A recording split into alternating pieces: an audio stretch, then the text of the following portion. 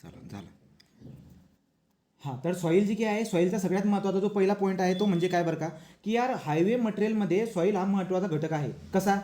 Highway बांधण्यासाठी सगळ्यात महत्त्वाचा जो घटक आहे, जो बेसला असतो तो म्हणजे सॉईल. मग आता मला जर का समजा हायवे बांधायचा असेल तर हायवेलाच्या बॉटमला असणारी जी माती आहे ती माती कशी असायला पाहिजे? तो पहिला पॉईंट जो असतो आपला तो म्हणजे डिझायरेबल प्रॉपर्टीचा. तर जी सॉईल आपण हायवेमध्ये यूज करत आहोत तिचा जो बॉटमची जी सॉईल आहे तिची डिझायरेबल प्रॉपर्टी कशी असायला पाहिजे? तर ती कशी असायला पाहिजे? पहिली प्रॉपर्टी, ती माती इनकम्प्रेसिबल असायला पाहिजे. तिच्यामध्ये होणारा जो व्हॅल्यूम चेंज आहे, तुम्हाला शिकवलं होतं व्हॅल्यूम चेंजबद्दल आपण डिस्कशन केलं होतं. लिक्विड लिमिट, श्रिंकेज लिमिट आणि श्रिंकेज इंडेक्स या 3 गोष्टी बोललो होतो तुम्हाला. लिक्विड लिमिट जर का वाढत असेल, लिक्विड लिमिट जर का वाढत गेलं तर कंप्रेसिबिलिटी कमी होत जाते. श्रिंकेज लिमिट जर का वाढत गेलं तर कंप्रेसिबिलिटी काय होत असते? कमी होत जाते. बघा, लिक्विड लिमिट वाढत गेलं तर व्हॅल्यूम चेंज वाढत जाईल. श्रिंकेज लिमिट जर वाढत गेलं तर कंप्रेसिबिलिटी कमी होत जाते, राईट. आणि इंडेक्स जो काय आहे, इंडेक्स आपला श्रिंकेज इंडेक्स तो जर का वाढत गेला तरी सुद्धा आपला व्हॅल्यूम चेंज काय होत असतो? वाढत जात असतो. याचं डिस्कशन आपण अगोदर केलेलं आहे. आता इथे काय बोलतोय मी, की जी सॉईल आपण हायवेमध्ये यूज करत आहोत ती काय असायला पाहिजे? पहिली प्रॉपर्टी. सो डिझायरेबल प्रॉपर्टीबद्दल डिस्कशन करतो. डिझायरेबल प्रॉपर्टीमध्ये पहिली डिझायरेबल प्रॉपर्टी जी आहे ती म्हणजे इनकम्प्रेसिबल. सॉईल कशी असायला पाहिजे आपली? इनकम्प्रेसिबल असायला पाहिजे, बरोबर आहे. दुसरी डिझायरेबल प्रॉपर्टी जर बघायला गेलो तर ती आहे स्टॅबिलिटी ऑफ द स्ट्रेंथ. तो काय आहे? Stability of strength. स्ट्रेंथची स्टॅबिलिटी कशाने चेक करतात असा एमपीसीमध्ये प्रश्न विचारला होता, बरोबर की नाही? म्हणजे पुढे जाऊन आपण बघणार आहोत.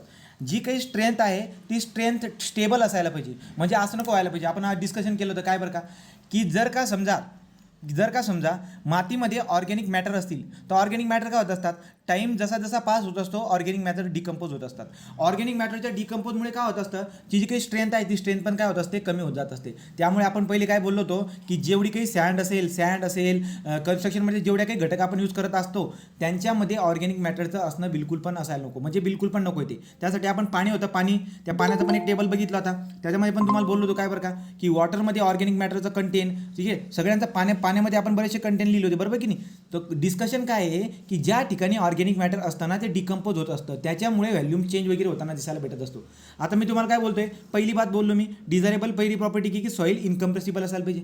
दुसरी बात काय होती? स्टेबल असायला पाहिजे. जी काही स्ट्रेंथ आहे ती कायमस्वरूपी तशीच राहायला पाहिजे. असं नको की जसा जसा वेळ पास होतोय स्ट्रेंथ कमी होत जाते. स्ट्रेंथ कमी व्हायचं कारण काय? ऑर्गॅनिक मटेरियल, ठीक आहे. दुसरं काय? Stability of the strength. तो स्ट्रेंथ जी आहे ती स्टेबल असायला पाहिजे. Stability of the strength. तिसरी आहे, झालं तो तिसरं काय? तिसरं आहे stable under the adverse. So minimum volume change under adverse condition of weather. Under adverse condition of weather, right. हां, म्हणजे काय दिसायला भेटे बरं का, भलेही कितीही वातावरण खराब होऊ द्या, मातीमध्ये असणारी जी काही स्ट्रेंथ आहे एवढा चेंज नको व्हायला पाहिजे. मिनिमम चेंज व्हायला पाहिजे. ती कशामध्ये? स्टॅबिलिटीमध्ये पण आणि व्हॅल्यूमध्ये पण. So minimum change in volume and stability म्हटलं तरी चालेल.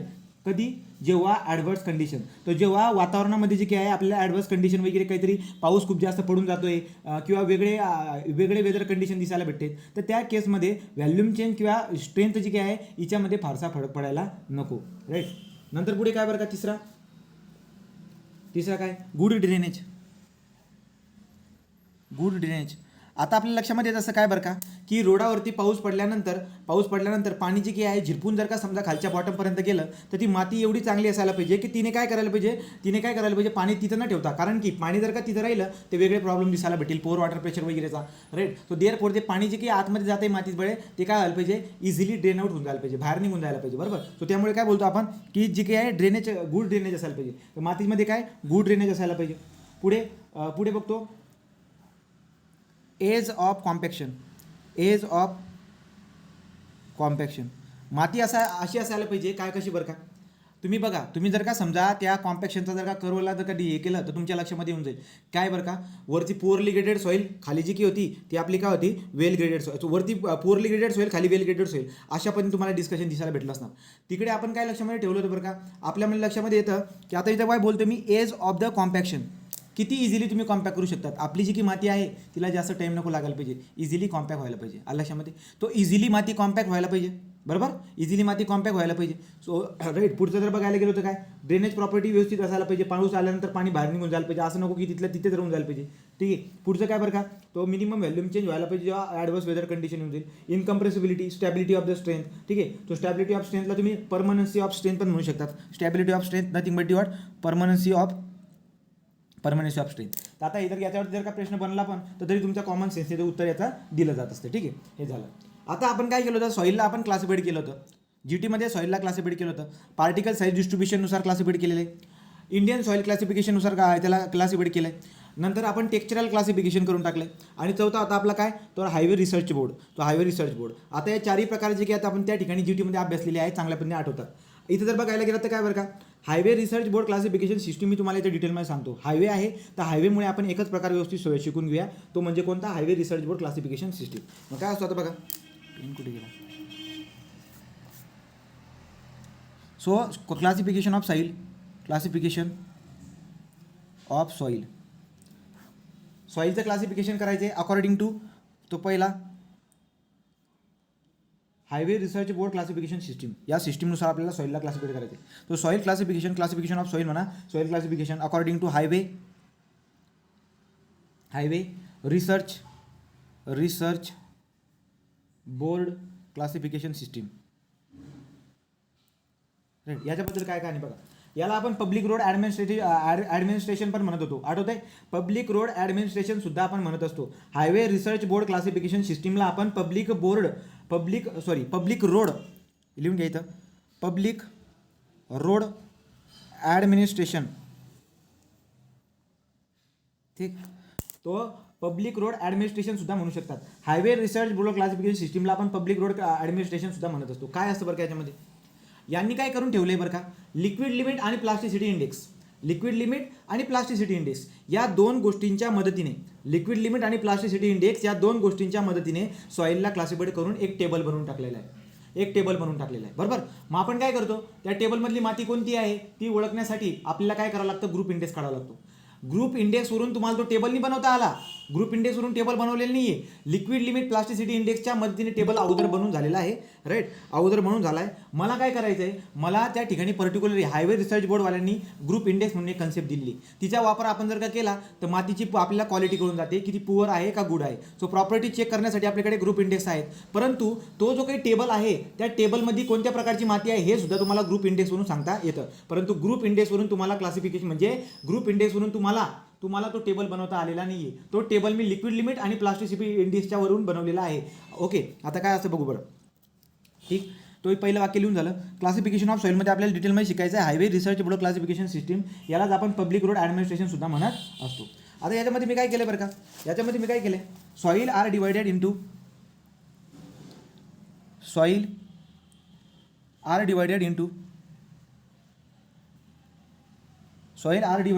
7 group.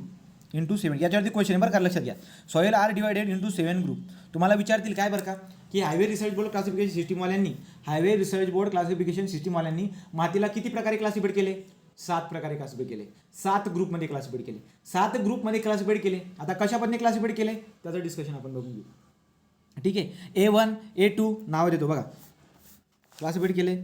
So A1 A2 A3 A4 A5 A6 A7 हे 7 ग्रुपमध्ये हायवे रिसर्च बोर्ड क्लासिफिकेशन सिस्टीमवाल्यांनी मातीला क्लासिफाईड केलेलं आहे on the basis of liquid limit आणि प्लास्टिसिटी इंडेक्स. तर लिक्विड लिमिट, प्लास्टिसिटी इंडेक्स आणि पर्सेंटेज पासिंग 75 मायक्रॉन, ते बघू पुढे. या 3-4 गोष्टींच्या याच्यानुसार आपण हे क्लासिफिकेशन करतो.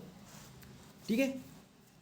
A1 A2 A3 A4. आता परीक्षेमध्ये काय विचारू शकतात लक्षात घ्या. तर पहिले जे की हे 3 प्रकार आहेत, A1 सॉईलचा A1 प्रकार, A2 प्रकार, A3 प्रकार according to the highway research board. तर याच्यानुसार हे दिसायला भेटतं आपल्याला ग्रॅन्युलर सॉईल आहे. काय ग्रॅन्युलर सॉईल. ग्रॅन्युलर सॉईल म्हणजे काय बरं का, एकतर सँडी सॉईल असेल, एकतर ग्रॅव्हली सॉईल असेल, किंवा एकदा स्टोन असेल. दगड असू शकतात, ग्रॅव्हल असू शकते किंवा वाळू असू शकते, हे मला दिसायला भेटेल. सो ग्रॅन्युलर सॉईल ब्रॅकेटमध्ये तुम्ही लिहू शकतात, ग्रॅन्युलर सॉईल म्हटल्यावरती stone segment gravel or sand. Right. याच्याबद्दल अजून लिहू शकतात काय बरं का, A1 A2 आणि A3 हा जो काही सॉईलचा प्रकार आपल्याला दिलेला आहे, हा प्रकार नेमका कसा असते आपण त्याला स्पेशली बघणार आहोत. चालू बघू आपण त्याला पुढे जाऊन. ठीक आहे. आता बघा, A1 A2 आणि A3 यांना मी ग्रॅन्युअल सॉईल म्हणतोय, ज्याच्यामध्ये तुम्हाला स्टोन पण दिसायला भेटतील, ग्रॅव्हल पण दिसायला भेटतील, सँड पण दिसायला भेटेल. याच्याबद्दल आपण काय बोलत असतो की A1 A2 आणि A3 नावाचा जो काही प्रकार असेल, मातीचा जो काही प्रकार आहे तो काय दिसायला भेटत असतो 75 micron. 75 micron nothing but divide 0.075 mm ही या एका प्रकारची आपल्याकडे सीयू असते, बरोबर आहे. तर ही जी काही सीयू आहे हिच्यामधून खाली पास होणारे, मी काय केलं साईटवरती गेलो, माती उचलली, मातीला चुरा करून टाकला, ठीक आहे, किंवा माती आणली कंडिशनमधली माती उचलून आणली, तिला मी काय केलं बरं का, तिला आपण काय करून टाकलं, जी की सीयू ॲनालिसिस होती ती करायला गेलो आणि मला लक्षामध्ये आलं काय की 75 मायक्रॉन किंवा 0.075 mm याच्या खाली पडणारी पासिंग होणारी जी की माती आहे ती 35% कमी आहे. 35% काय कमी. आता एक्स तुम्हाला माहिती आहे, एक्स म्हणजे काय बरं का, एक्स म्हणजे 75 मायक्रॉनच्या खाली पडणाऱ्या मातीची टक्केवारी. खाली किती पडते तो percentage finer passing through 75 micron. तर 75 मायक्रॉन सीयूच्या खाली पडणारे मातीचं पर्सेंटेज तुम्हाला लिहून दिले मी इथं एक्स, राईट का. तो जे काही पर्सेंटेज आहे ते 35% कमी, म्हणजे फायनर काय आहे, फायनर कमी आहे, बारीक बारीक पार्टिकल काय आहेत कमी. जर बारीक पार्टिकल जर का कमी असतील याचा अर्थ नेमकं काय, तर बारीक पार्टिकल जर का समजा कमी असतील तर याचा अर्थ असा होतोय की ही जी काही माती आहे ही ग्रॅव्हली असू शकते, सँड असू शकते किंवा स्टोन असू शकतात, ठीक आहे. अशा पद्धतीने डिस्कशन आहे. तर हे 2 पॉईंट तुम्हाला लक्षामध्ये ठेवायचे.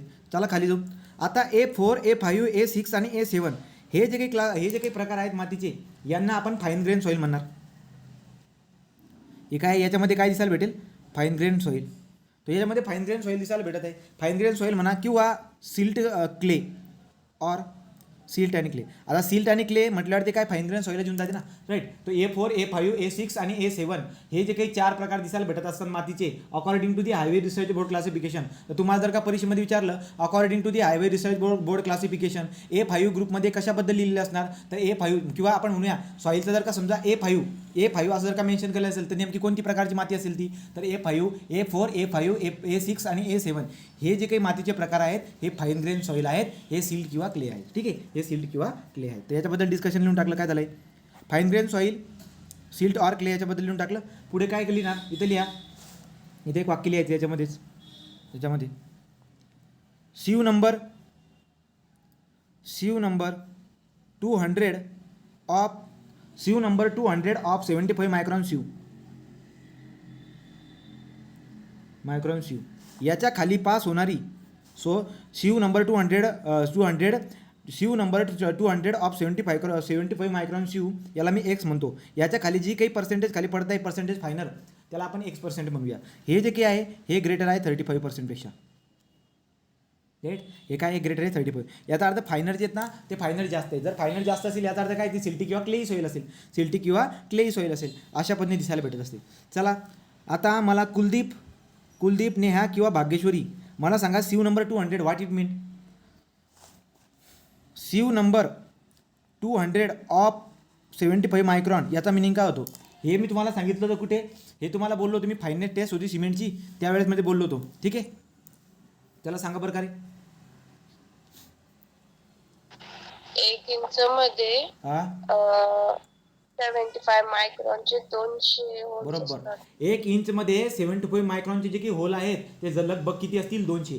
तर त्यामुळे आपण त्याला नंबर देत असतो. हे तुम्हाला जास्त करून विचारतील इंटरव्ह्यूमध्ये, बरोबर की नाही. तर इंटरव्ह्यूमध्ये विचारतात की सीयू नंबर नेमका कोणते सीयू नंबर. तुम्हाला आठवत असेल कशाबद्दल बरं का, की सीयू ॲनालिसिस आपण केली होती सिमेंटमध्ये पण आपण सीयू ॲनालिसिस केली होती, तिकडे पण आपण याला यूज केलेलं होतं, बरोबर. तो नाही समजा मी जर तुम्हाला बोलतोय जसं की 90 मायक्रॉनची सीयू आपण तिथे यूज केली होती आणि सीयू नंबर 9 यूज केली होती, आठवते का. सीयू नंबर 9 यूज केली होती तिकडे आपण. तर सीयू नंबर 9 यूज केली होती याचा मिनिंग काय झाला होता की 1 इंचची लांबी कुठे पण घ्या त्या जाळीमध्ये, 1 इंचची जर का लांबी मोजली ना तर त्याच्यामध्ये 90 मायक्रॉनचे 9 होल होते. त्यामुळे सीयू नंबर 9 ऑफ 90 मायक्रॉन त्याचा मिनिंग तुम्हाला कळून गेला.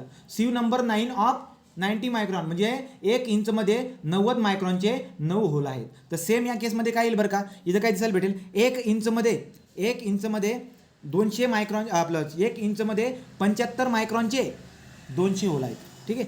तर ठीक आहे, मग अशी सीयू मी उचलून आणलेली आहे ज्याच्या 1 इंचमध्ये 75 मायक्रॉनचे 200 होल आहेत. त्याच्यामधून खाली पास होणारी जी काही माती असेल ती किती असेल बरं का, ती असेल आपली ग्रेटर दॅन 35%, ठीक आहे. तो पर्सेंटेज फायनल, ठीक आहे. आता पुढे काय बरं का, हे झालेत आपले A4, A5, A6 आणि A7. परंतु यांना डिटेलमध्ये शिकणं जरुरी आहे. मग आता आपण एक एक प्रकार उचलूया आणि हायवे रिसर्च बोर्डनुसार आपण एक एक प्रकारला डिटेलमध्ये समजून घेऊया. ठीक आहे, चला बघा बरं. तर मला लक्षामध्ये येतो सो A1. आता A1 प्रकार. A1 कसा दाखवतो लक्षात घ्या. A1. आता A1 बद्दल बोलतोय. तुम्हाला बघा, हायवे रिसर्च बोर्डवाल्यांनी मातीला किती विभागामध्ये क्लासिफाईड केले असं विचारतील, तुम्ही उत्तर द्यायचं 7. आणि 7चे पण काही सब आहेत. तो सब डिवाइड आपण त्याला खाली केलेले आहेत. आता कशा पद्धतीने केले आहेत बघा. A1 जो आहे हा जो काही मुख्य प्रकार आहे, या मुख्य प्रकारचे तुम्हाला अजून सब डिव्हिजन दिसायला भेटतात. कोणकोणते? तर A1चे 2 प्रकार पाडतो मी. A1A राईट आणि A1B. तो A1A आणि A1B असे 2 प्रकार मी पाडून टाकतो. आता A1A म्हणजे काय? सगळ्यात अगोदर आपल्याला माहिती आहे की यार A1 प्रकार जर का म्हटलं आपण, तर A1 प्रकार कशामध्ये येतोय? ग्रॅन्युअल सॉइलमध्ये येतोय. ग्रॅन्युअल सॉइल म्हटले जनरली काय बरं का, दगड असू शकतात, ग्रॅव्हल किंवा सँड असू शकते, असं काहीतरी असेल. मग नेमकं असेल काय हे बघा. तो याच्यामध्ये पहिला प्रकार जो पाडलाय मी A1A, याच्यामध्ये असते स्टोन फ्रॅगमेंट, दगडाचे तुकडे, स्टोन फ्रॅगमेंट और ग्रॅव्हल.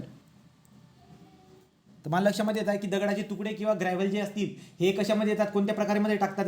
याला टाकून देत असतात A1A मध्ये टाकून देत असतात. आणि A1B काय? सो A1B काय? A1B तो A1B असेल आपली कोर्स सँड राईट. तो कोर्स सँड. आता तुम्हाला लक्षामध्ये येईल काय बरं का, की यांना मला लिक्विड लिमिट आणि प्लास्टिसिटी इंडेक्सवरून क्लासिफाईड करता येईल का? नेहा, या मातीला मला लिक्विड लिमिट आणि प्लास्टिसिटी इंडेक्सवरून क्लासिफाईड करता येईल का? किंवा तो याला मी लिक्विड लिमिट आणि प्लास्टिसिटीवरून क्लासिफाईड केलं असेल का? नाही केलं असेल का? कारण की लिक्विड लिमिट आणि प्लास्टिसिटी इंडेक्स हे फक्त कोणासाठी असतात? फाईन ग्रेन सॉईलसाठी असतात. जेव्हा तुम्ही कन्सिस्टन्सी शिकलात तेव्हा तुम्हाला कळालं असेल, बरोबर की नाही? तो फाईन ग्रेन सॉईलसाठी असेल. याचा अर्थ असा आहे, लिक्विड लिमिट आणि प्लास्टिसिटी इंडेक्स याच्या बेसिसवरून मी क्लासिफाईड केलेलं नाही आहे. हे नजरच्या नजरवरून बोलतोय आपण. ग्रॅव्हल काय असते, स्टोन फ्रॅगमेंट काय असतात आपल्याला माहिती आहे. तर ग्रॅव्हल काय आहे, स्टोन फ्रॅगमेंट काय आहे आपल्याला कळून जाते सरळ. त्यांना मी टाकून दिलं A1A राईट. आणि इकडे टाकून दिलं मी A1B. ठीक आहे, इथे आहे कोर्स सँड. हा झाला पहिला प्रकार आपला कंप्लीट. तो पहिला प्रकार. आता मी उचलतो A2 ग्रुप. आता A2 मध्ये काय असतं बरं का, A2 मध्ये जे की ना, A2 ला पुन्हा आपण सबडिवाइड करून टाकतो जवळजवळ 4 प्रकारमध्ये. 1 2 3 4. आता A2 प्रकार कसा आहे माहिती आहे का? A2 प्रकार असा आहे की याच्यामध्ये सँड आणि ग्रॅव्हलचे कंटेंट तर आहेत, जास्त आहेत. सँड आणि ग्रॅव्हलचे कंटेंट जास्त आहेत, पण सोबत फायनर पण आहे. तुम्हाला आठवतं का, इंडियन सॉईल क्लासिफिकेशन सिस्टीम जे केलं होतं आपण, त्याच्यामध्ये काय होते बरं का, त्याच्यामध्ये हे तर होते, त्यासोबत सिल्ट पण आणि क्ले पण होतं. त्यामुळे आपण नाव काय द्यायचो? Silty gravel, clayey gravel right की नाही. नंतर सिल्टी सँड, क्लेई सँड अशा पद्धतीने नावं देत होतो आपण, बरोबर. तर त्या पद्धतीची कहाणी मला इथे दिसायला भेटत असते. कसं बरं का, आता क्लासिफिकेशन कसं करतोय त्याच्यावरून तुम्हाला अंदाज येऊन जाईल. पहिला प्रकार असतो A2-4.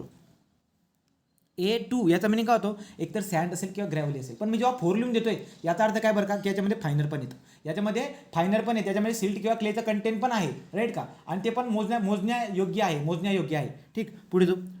A25, A26, A27 right.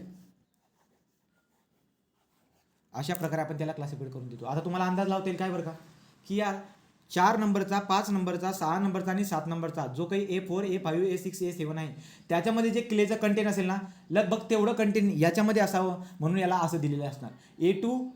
A2-4, A25, A26, A27 अशा पद्धतीने क्लासिफिकेशन करतोय. म्हणजे ग्रॅव्हल आणि सँड तर आहे, पण फाईन पण आहेत. आणि फाईनची तुलना तुम्ही कोणासोबत करतात, तो A4 ग्रुपमध्ये जेवढं काही फाईन असेल ना, तेवढं फाईन या ठिकाणी दिसायला भेटत असतं. तर ग्रॅव्हल बरोबर तेवढेच आहेत आणि समथिंग काहीतरी तिकडच्या A4 मध्ये असणारे जे फाईन ग्रेन आहेत ना, तेवढे फाईन ग्रेन इथं आहे. त्यामुळे मी क्लासिफिकेशन अशा पद्धतीने करून घेत असतो राईट. मग हे झालं. आता ही वाली बात. आता मला काय दिसायला भेटत असेल बरं का, हे झालं. आता आपण ग्रुप इंडेक्स फाइंड आउट करणार. ग्रुप इंडेक्स फाइंड आउट करून आपल्याला व्हॅल्यू आली समजा 0 ते 4. किती आली? 0 ते 4. जर व्हॅल्यू 0 ते 4 आली जी आयची, तर तुम्हाला विचारतील ते की व्हॅल्यू 0 ते 4 जर का आली तर हायवे रिसर्च बोर्ड क्लासिफिकेशन सिस्टीममधला तक्त्यावरती कुठे बोट ठेवणार तुम्ही? तो तक्ता तुमच्या समोर ठेवलेला आहे. जी आयची व्हॅल्यू 0 to 4 आली तर तुम्ही काय सांगणार कुठे ती माती तुम्हाला दिसायला भेटेल 0 to 4 जर का असेल तर ती A2 प्रकारची माती आहे. तर A2 प्रकारची माती आहे हे ओळखण्यासाठी जी आय काय सांगेल तुम्हाला 0 to 4 मध्ये आला तर A2 माती आहे बा राईट. A2 माती मग A2 माती म्हणजे नेमकं काय असेल बरं का ती एकतर ती ग्रॅव्हल किंवा सँड असेल पण त्याच्यामध्ये फाईन पण असणार आहे ठीक आहे. ती कहाणी झाली. पुढचा A3 प्रकार. A3 प्रकार. आता A3 प्रकार जो काय आहे A3 प्रकारमध्ये काय uniformly graded fine sand. So A3 uniformly graded fine sand. चला युनिफॉर्मली ग्रेडेड आणि वेल ग्रेडेड तुम्हाला सगळ्यात अगोदर मी दोन गोष्टी सांगितल्या होत्या वेल ग्रेडेड सॉईल आणि पुअरली ग्रेडेड सॉईल. एक मिनिट चार्जिंग.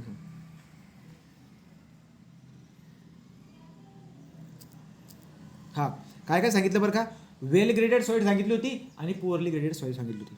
आता वेल ग्रेडेड सॉईल आणि पुअरली ग्रेडेड सॉईलबद्दल काय डिस्कशन होतं आपलं. वेल ग्रेडेड सॉईल म्हणजे काय अशी माती जिच्यामध्ये सगळ्या प्रकारचे घटक आहेत. तिच्यामध्ये सिल्ट आहे क्ले आहे सँड आहे ग्रॅव्हल आहे स्टोन फ्रॅगमेंट आहे सगळे.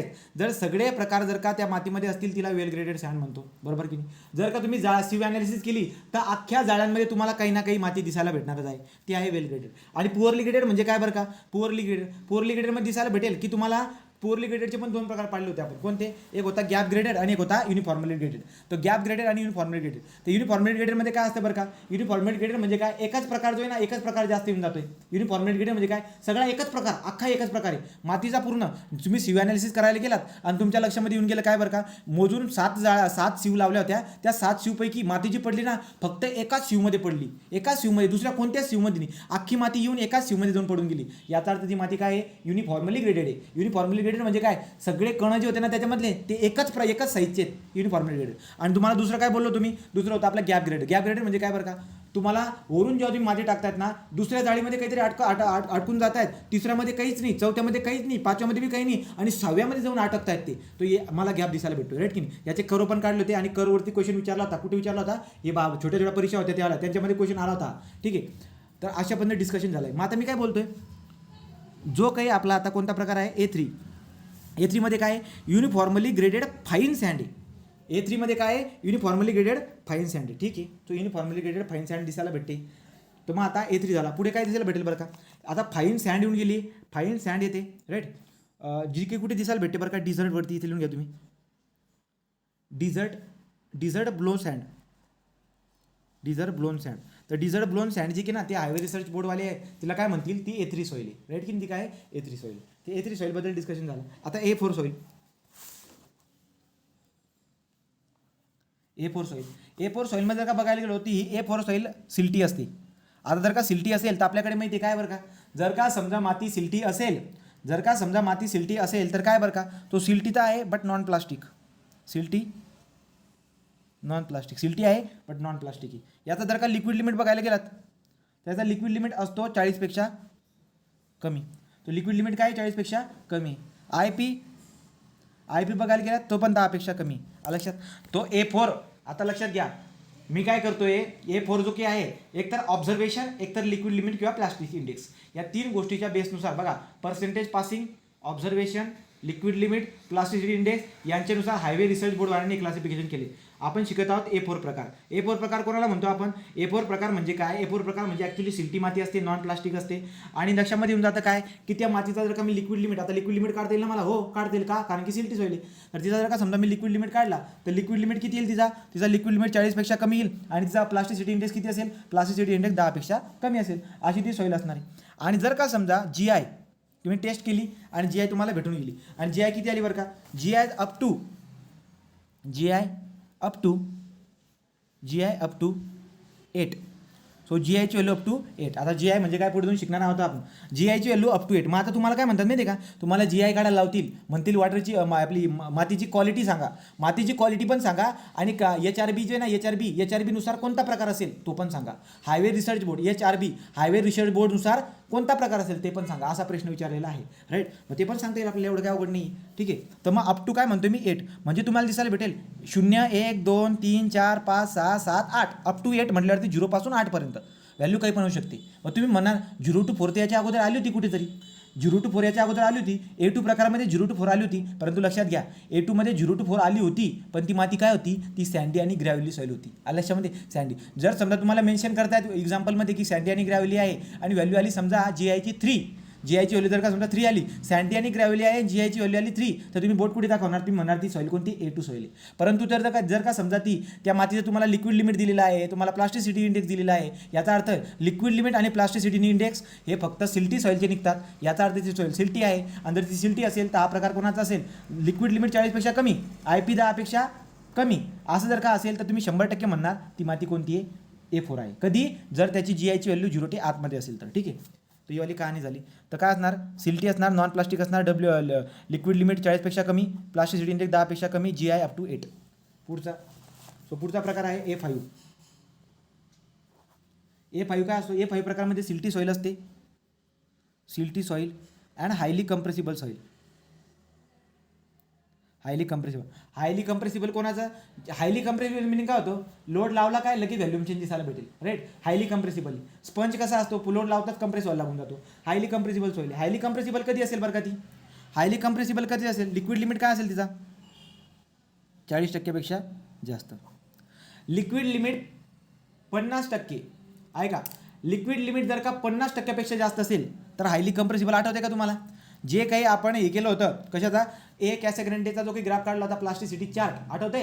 50% जर का जास्त असेल तर हायली कंप्रेसिबल, 35 ते 50 मीडियम कंप्रेसिबल, 35 पेक्षा कमी लो कंप्रेसिबल. त्याच्यानुसार आपण क्लासिफाईड केलं होतं, बरोबर. तर मी तर काय बोलतोय आता की जर लिक्विड लिमिट 40% पेक्षा जास्त असेल तर कंप्रेसिबल आहे, तर काय कंप्रेसिबल आहे, राईट. तर कंप्रेसिबल आहे. पुढे काय बरं का, तो A5 कोणता आहे, तर A5 म्हणजे काय बोललो A5 मध्ये तुम्हाला मी, तर ती सिल्टी सॉईल असेल, हायली कंप्रेसिबल असेल, तिचा लिक्विड लिमिट 40% पेक्षा जास्त असणार आहे, आणि तिचा जो काही IP आहे प्लास्टिसिटी इंडेक्स तो 10% पेक्षा कमी असणार आहे. ठीक आहे, सो 10% पेक्षा कमी असणार आहे. हे वाला डिस्कशन झालं. मग GI up to 12, GI up to 12.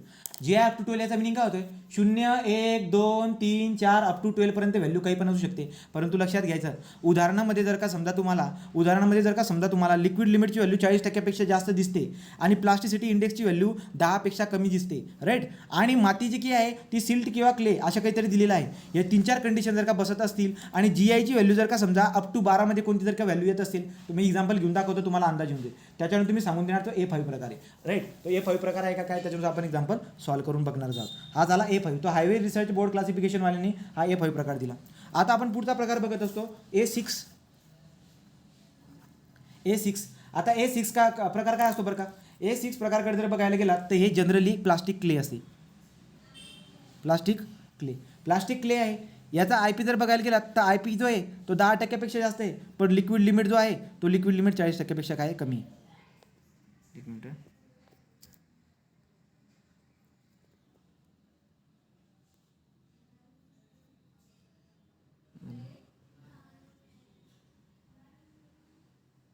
Mobile phone is to,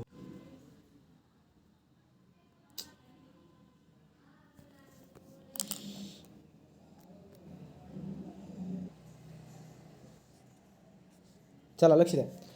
हा, तर काय होतं बरं का, तो प्रकार जो चाललो होता आपला, आवाज येतोय का रे,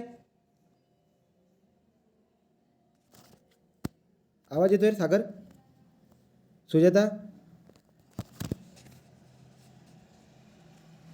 आवाज येतोय का रे. अरे आवाज गेला होता तुझा 5 मिनिटासाठी. हा, तो मोबाईल गरम झाला जास्त. चला आला. हा ठीक आहे, चला. हां, तर पुढे काय बघितलं आपण, पुढचा पॉईंट चालू होता आपला. हां, A6 ही प्लास्टिक क्ले आहे, IP greater than 10, liquid limit less than 40, right. इथपर्यंत डिस्कशन आपण करून टाकलं. आता पुढे काय असणार बरं का, तर पुढे जर आपण बघायला गेलो तर पुढचा आहे आता GI अप टू, याच्यामध्ये लिहा A6 मध्ये GI up to 16. So GI up to 16. पुढे चालू आता, पुढचं काय A7. ते कॅमेऱ्यामुळे ना मोबाईल जास्त गरम झाला.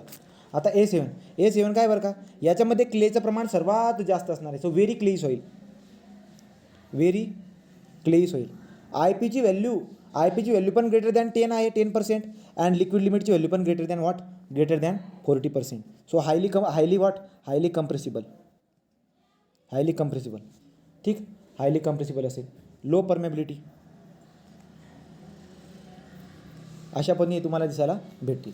हे झालं आपलं क्लासिफिकेशन ऑफ व्हॉट. तो हे झाला हायवे रिसर्च बोर्ड क्लासिफिकेशननुसार आपण एक मातींना क्लासिफाईड केले 7 ग्रुपमध्ये. ठीक आहे, 7 ग्रुपमध्ये A1 आणि A2 यांना याच्यामध्ये सब ग्रुपमध्ये डिवाइड करून टाकलेला आहे. तर हा जो काही टेबल आहे याच्यानुसार तुम्हाला एक्झाम्पल येऊन जात असते. आता आपण काय करूया, आता आपण ग्रुप इंडेक्सबद्दल जानकारी काढूया. आता ग्रुप इंडेक्स मी तुम्हाला शिकवत अगोदर तो जास्त खोलमध्ये न घुसता वरवरती सांगून देतो ग्रुप इंडेक्सबद्दल. ठीक आहे, तो बघा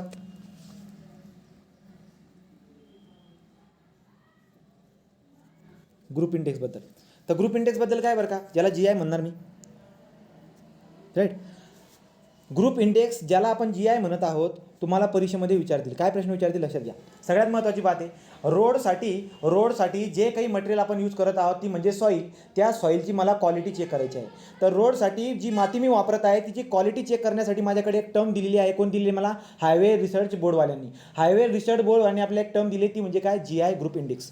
त्या ग्रुप इंडेक्सची व्हॅल्यू जनरली लाय करत असते 0 ते 20 मध्ये, राईट. जर का ग्रुप इंडेक्सची व्हॅल्यू जर का 0 निघाली तर याचा ती मातीची काय आहे, ती मातीची क्वालिटी 1 नंबर आहे, राईट का. सो गुड क्वालिटी आहे 0 जर का असेल तर. आणि जर का मातीची क्वालिटी जर का 20च्या जवळपास जर का असेल, याचा अर्थ मातीची जी क्वालिटी आहे ती पुअर आहे. सो इथं म्हणणार आपण पुअर क्वालिटी, इकडे असणार गुड ऑर एक्सलंट क्वालिटी. अशा पद्धतीने डिस्कशन दिसायला भेटत असते.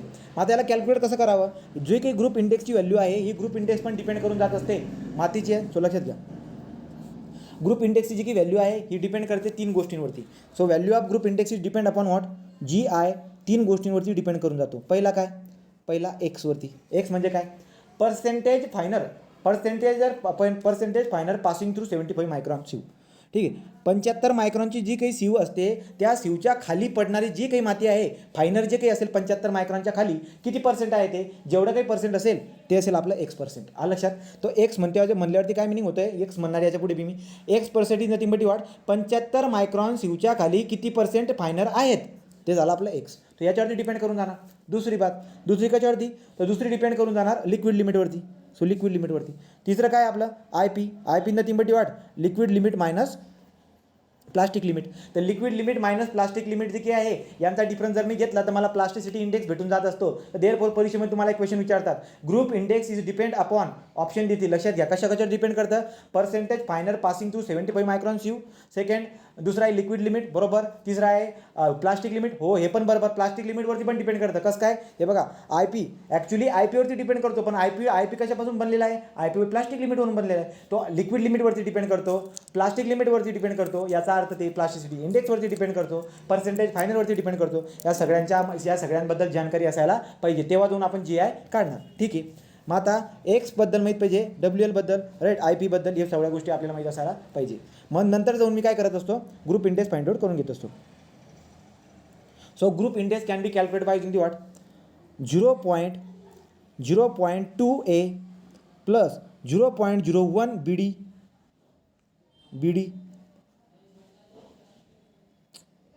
BD, ठीक आहे, प्लस 0.005 AC. अशा पद्धतीने एक्सप्रेशन काढू शकते. एक 0 वाढवा, निम्मा करत चला, एक 0 वाढवा, निम्मा करत चला. 0.2A, 0.01 BD, 0.005 AC. अशा पद्धतीने एक्सप्रेशन आहे. आता उरला प्रश्न कशाचा, ABCDचा. ABCD काय असते, तो ए काय असते बरं का, ए कोणाला म्हणतो मी, ए नथिंग बट X - 35. म्हणजे काय, जेव्हा मी प्रॅक्टिकल करतो त्याच्यामध्ये 75 मायक्रॉनची सीव आहे.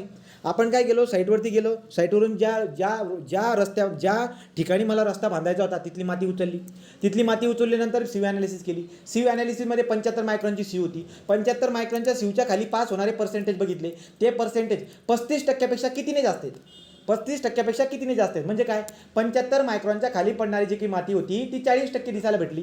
जर ती 40% दिसायला भेटली याचा अर्थ काय, 35% 5% जास्त आहे. एची व्हॅल्यू किती भेटेल, 5%. तर 35% 75 मायक्रॉनच्या खाली पडणारी माती 35% कितीने जास्त आहे, किती जास्त आहे, 35% किती जास्त आहे. 40% जर का फायनर आले तर 5ने जास्त आहे, एची व्हॅल्यू 5 येऊन जाईल. हा लक्षामध्ये. सो देअरफॉर X - 35 लिहू शकतो मी. एक्स काय असतो, X is nothing but what, percentage finer passing through 75 micron सीव.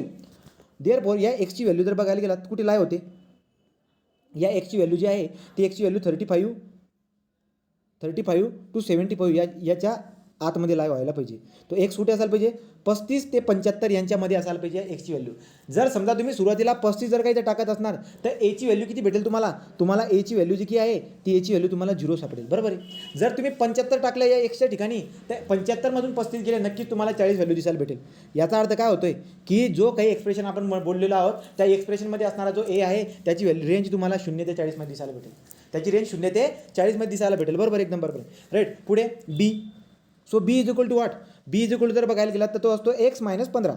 म्हणजे काय 75 मायक्रॉनच्या खाली पडणारे जे काही फायनल आहेत percentage, final passing to 75 microns यू यांचं पर्सेंटेज बघितलं आणि ते किती आलं 20% आलं. 75 मायक्रॉनच्या खाली पडणारे 20%. याचा अर्थ काय 15%पेक्षा कितीने जास्त आहे? 15%पेक्षा कितीने जास्त आहे? 5ने जास्त आहे. बीची व्हॅल्यू काय निघून 5ने निघून येईल. लक्षामध्ये तो एक्स मायनस 15 करणार. एक्सची व्हॅल्यू लाय करते 15 पासून तर 55पर्यंत. 15 पासून तर 55पर्यंत. जर मी एक्सची व्हॅल्यू 15 टाकली तर याचा अर्थ काय येईल बरं का बीची व्हॅल्यू काय निघून येईल? तो बीची व्हॅल्यू जी काय आहे ती बीची व्हॅल्यू 0 निघून येईल. जर मी 55 टाकली तर 55मधून 15 गेले 100% ती काय निघून येईल 40 निघून येईल. याचा अर्थ काय होतोय की बीची रेंज जी आहे ती 0 ते 40 आहे. कधी कधी काय होईल एक्स मायनस 15 करायला गेलो आणि एक्स मायनस 15 केल्यानंतर जे उत्तर येते ना ते उत्तर मायनसमध्ये आलं. याचा अर्थ बीचं उत्तर मायनसमध्ये आलं. जर बीचं उत्तर मायनसमध्ये येत असेल किंवा म्हणजे 0पेक्षा कमी येत असेल किंवा 40पेक्षा जास्त येत असेल तर तुम्हाला काय रिफर करावं लागेल? 0पेक्षा जर का कमी येत असेल तर तुम्हाला 0 ठेवायला पाहिजे. 40पेक्षा जर का जास्त जात असेल व्हॅल्यू तर बीची व्हॅल्यू तुम्हाला 40च घ्यायला पाहिजे. ही बात तुम्हाला माहिती आहे चांगल्या पद्धतीने. ठीक आहे, ते झालं. पुढचं काय आता सीची व्हॅल्यू. सी काय असते? सी असते liquid limit. C is equal to what? तो सी असते लिक्विड लिमिट मायनस 40.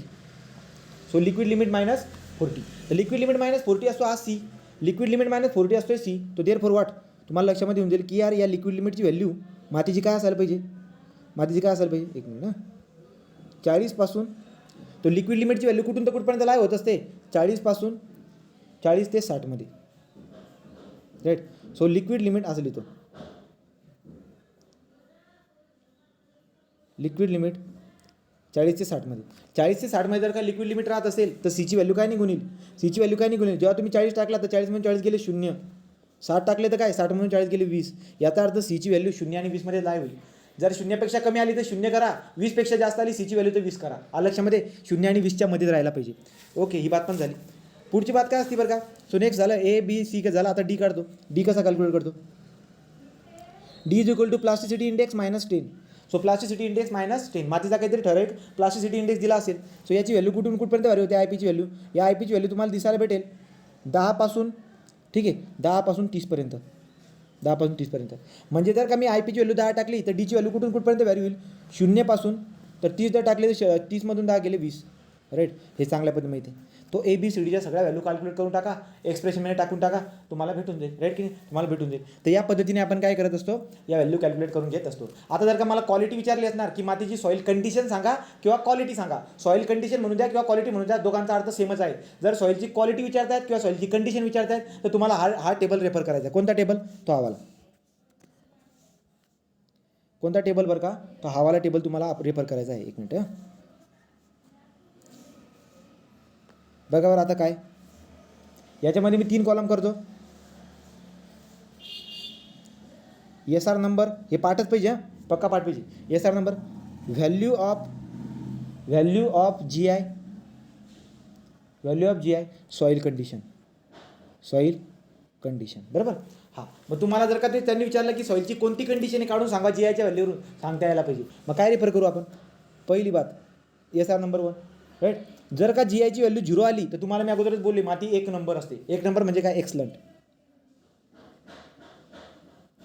एक्सलंट. जर समजा ठीक आहे, तो दुसरी कंडिशन घेऊ. जर जी आयची व्हॅल्यू 1 असली, 1. ठीक आहे, हे एस आर नंबर दिलेत बरं का. तुम्हाला वाटत असेल एस आर नंबर लिहायचे नाही लिहिले तरी चालतील.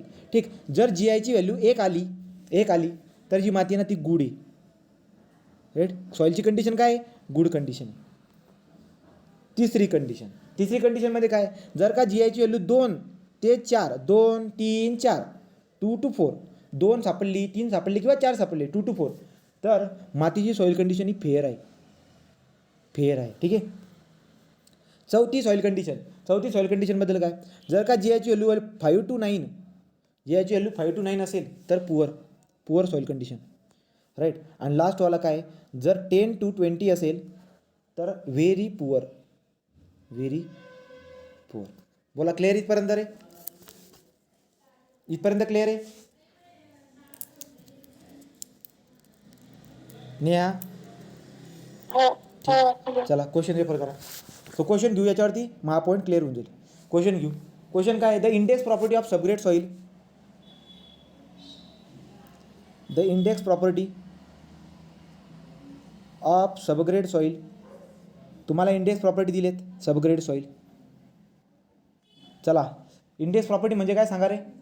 इंडेक्स प्रॉपर्टी कोणा म्हणतो? Index property of subgrade soil. कोणीतरी एकाने सांगा इंडेक्स प्रॉपर्टी काय असते? Given below. पटकन सांगा, पुढे जाऊ द्या. इंडेक्स प्रॉपर्टी काय असते ना? कुलदीप, इंडेक्स प्रॉपर्टी म्हणजे काय रे? इंडेक्स प्रॉपर्टी म्हणजे अशी प्रॉपर्टी जिच्यावरून आपण सॉईलचं काय करू शकतो? आयडेंटिफिकेशन, क्लासिफिकेशन करू शकतो. ठीक आहे. तर मग तुम्हाला माहिती आहे 7-8 प्रॉपर्ट्या होत्या, राईट. आता इथे जाऊ. इथं काय असते बरं का, तुम्हाला दिले त्यांनी इंडेक्स प्रॉपर्टी. मला कोणकोणत्या इंडेक्स प्रॉपर्टी दिल्यात? तुम्हाला एक्सची व्हॅल्यू दिली. सो पासिंग 75 मायक्रॉन, 75 मायक्रॉनच्या खाली पडणारी मातीचं पर्सेंटेज दिले. Passing 75 micron is equal to 55%. म्हणजे तुम्हाला एक्सची व्हॅल्यू देऊन दिलेली आहे. ठीक आहे. दुसरी प्रॉपर्टी दिली बघा, ही पण इंडेक्स प्रॉपर्टीज आहे. तुम्ही इंडेक्स प्रॉपर्टी आठवते का तुम्हाला? पार्टिकल साईज डिस्ट्रीब्युशन, ही सुद्धा काय इंडेक्स प्रॉपर्टी आपली. नंतर कन्सिस्टन्सीमध्ये तुम्हाला दिलेली आहे लिक्विड याची प्लास्टिक लिमिटची व्हॅल्यू. सो प्लास्टिक लिमिट दिली आहे तुम्हाला 41%. लिक्विड लिमिट दिले तुम्हाला 50%. Liquid limit 50%, right. आणि म्हटलेलं आहे पहिला म्हटलेलं आहे classified the soil by revise HRB system. आणि बीवाला म्हणतायत, बीवाला discuss the soil condition.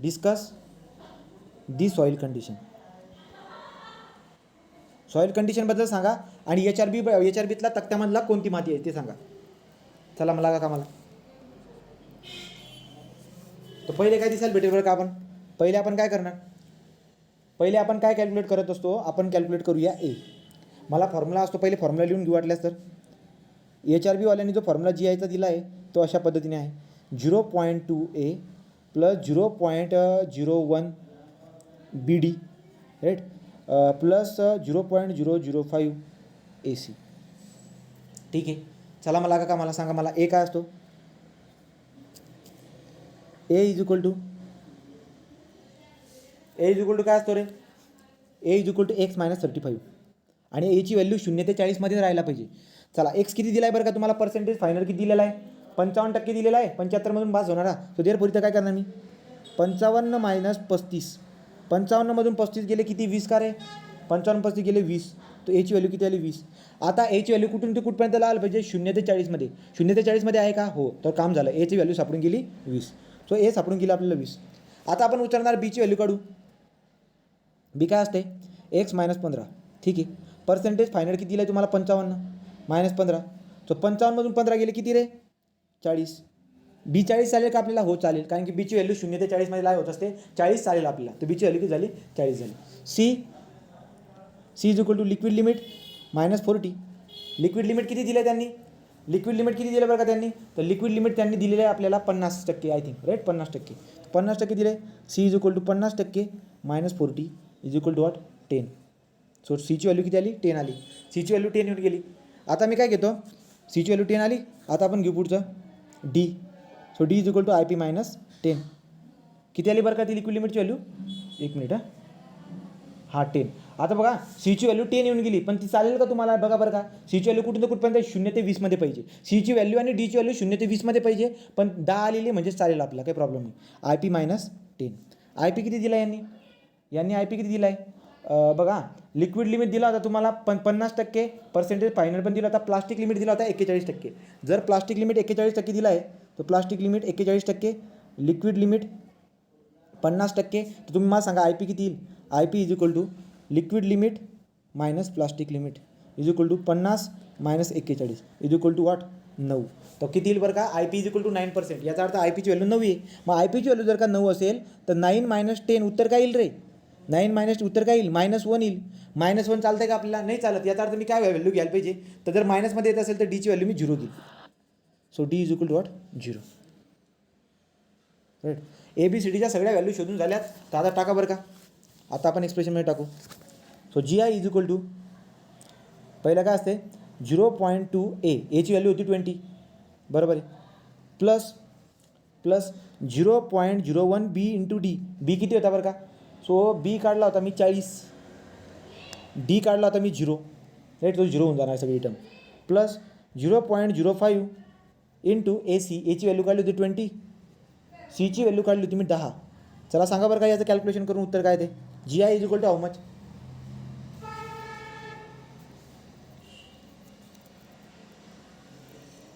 G I is equal to काय रे. 5. जी आय आला 5. आता जी आय 5 आला. लक्षात घ्या. तुम्हाला लक्षामध्ये येते की आता इथं लिक्विड लिमिट आणि प्लास्टिक लिमिट दिलेले आहे. याचा अर्थ ही माती सँडी ग्रॅव्हली सॉईल असणारच नाही. याचा अर्थ A1 A2 A3 A4 राहणार नाही. A1 A2 A1 A2 A3 हे 3 प्रकार राहणार नाही. A1 A2 A3 हे 3 प्रकार राहणारच नाही. 4 5 6 7 याच्यापैकी असेल. ठीक आहे. मग तुम्हाला बोललो मी काय बरं का की जर समजा जी आयची व्हॅल्यू 5 असेल.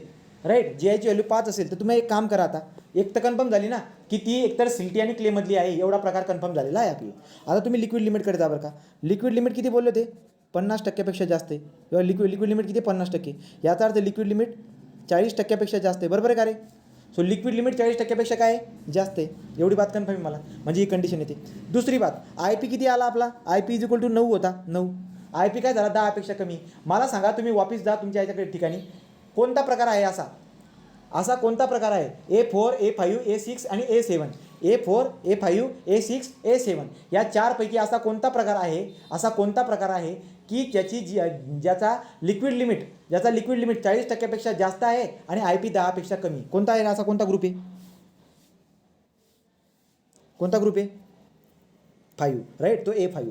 त्यामुळे तुम्हाला याला क्लासिफाईड करता येईल A5. So therefore this soil is what according to HRB.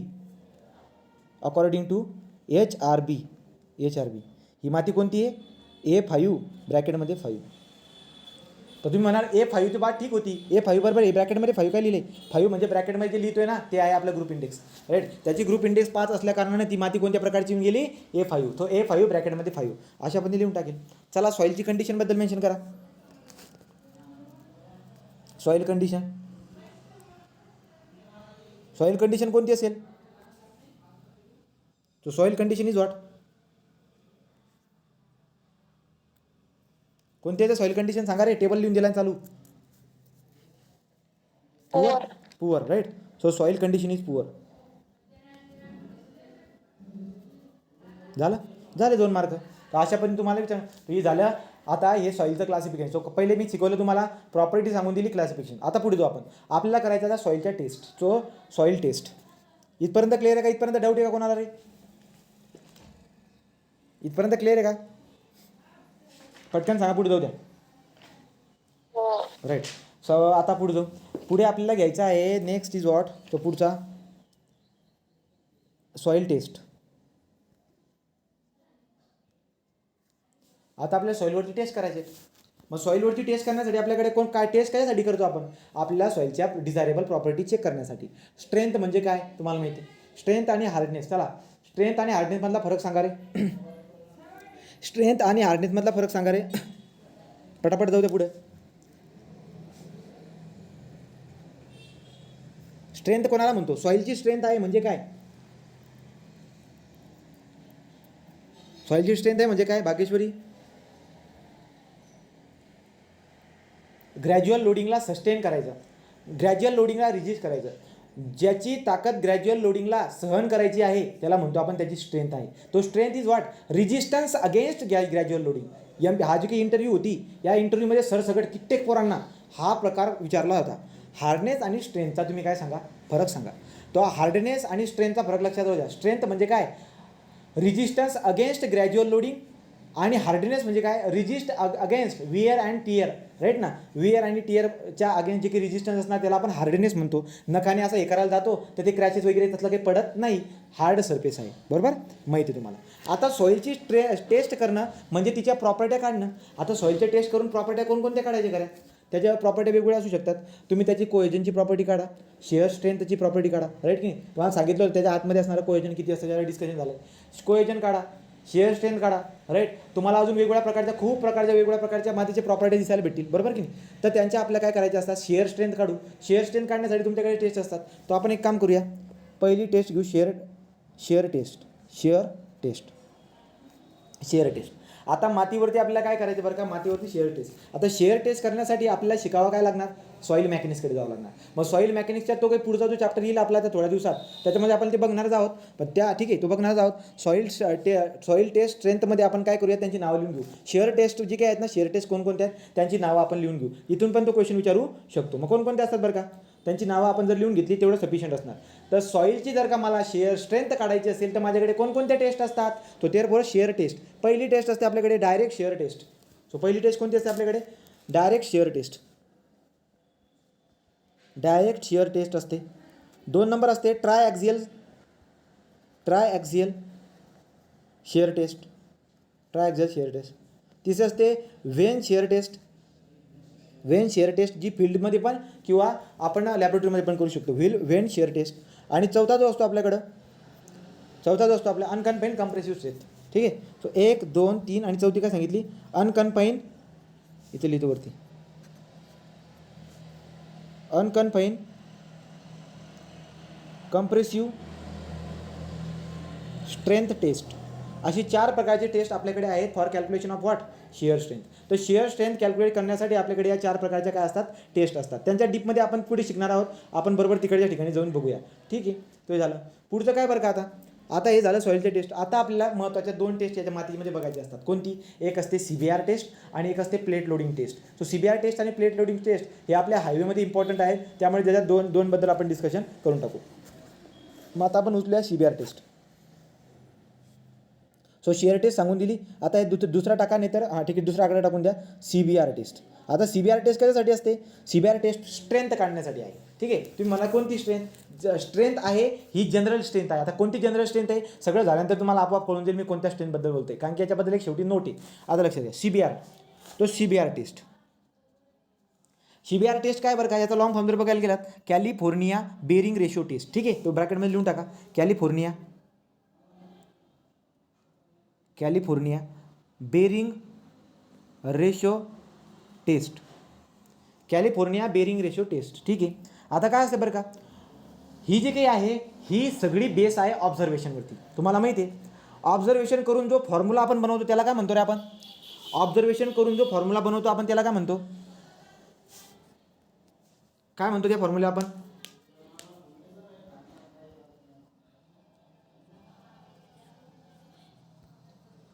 Empirical formula, right.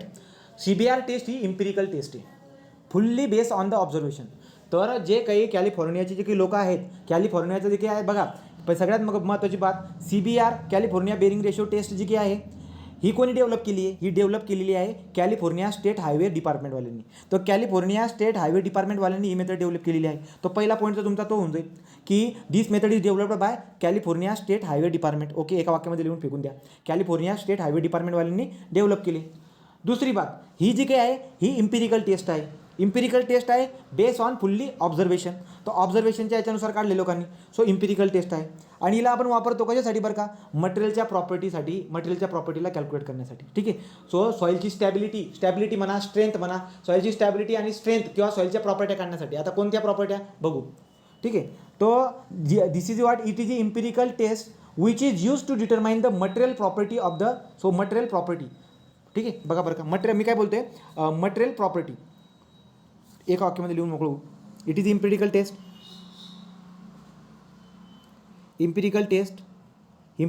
आहे which is used for determine the so which is use for determine the material property. आता मटेरियल कोणते material बरं का, याच्यामध्ये soil पण असेल, aggregate पण असेल. हायवेसाठी लागणारे जे मटेरियल आहेत त्या मटेरियलची प्रॉपर्टी चेक करण्यासाठी ही वाली आहे. ठीक आहे. So California bearing ratio test जी आहे फक्त मातीसाठी नाही तर ॲग्रिगेटसाठी सुद्धा आहे. ब्रॅकेटमध्ये सॉईल आणि ॲग्रिगेट लिहून टाकायचं. So it is a empirical test which is use to determine the material property. ठीक, ब्रॅकेटमध्ये सॉईल अँड ॲग्रिगेट. बरोबर. पुढे काय, किंवा तुम्ही स्टॅबिलिटी म्हणू शकता. ठीक आहे. So stability check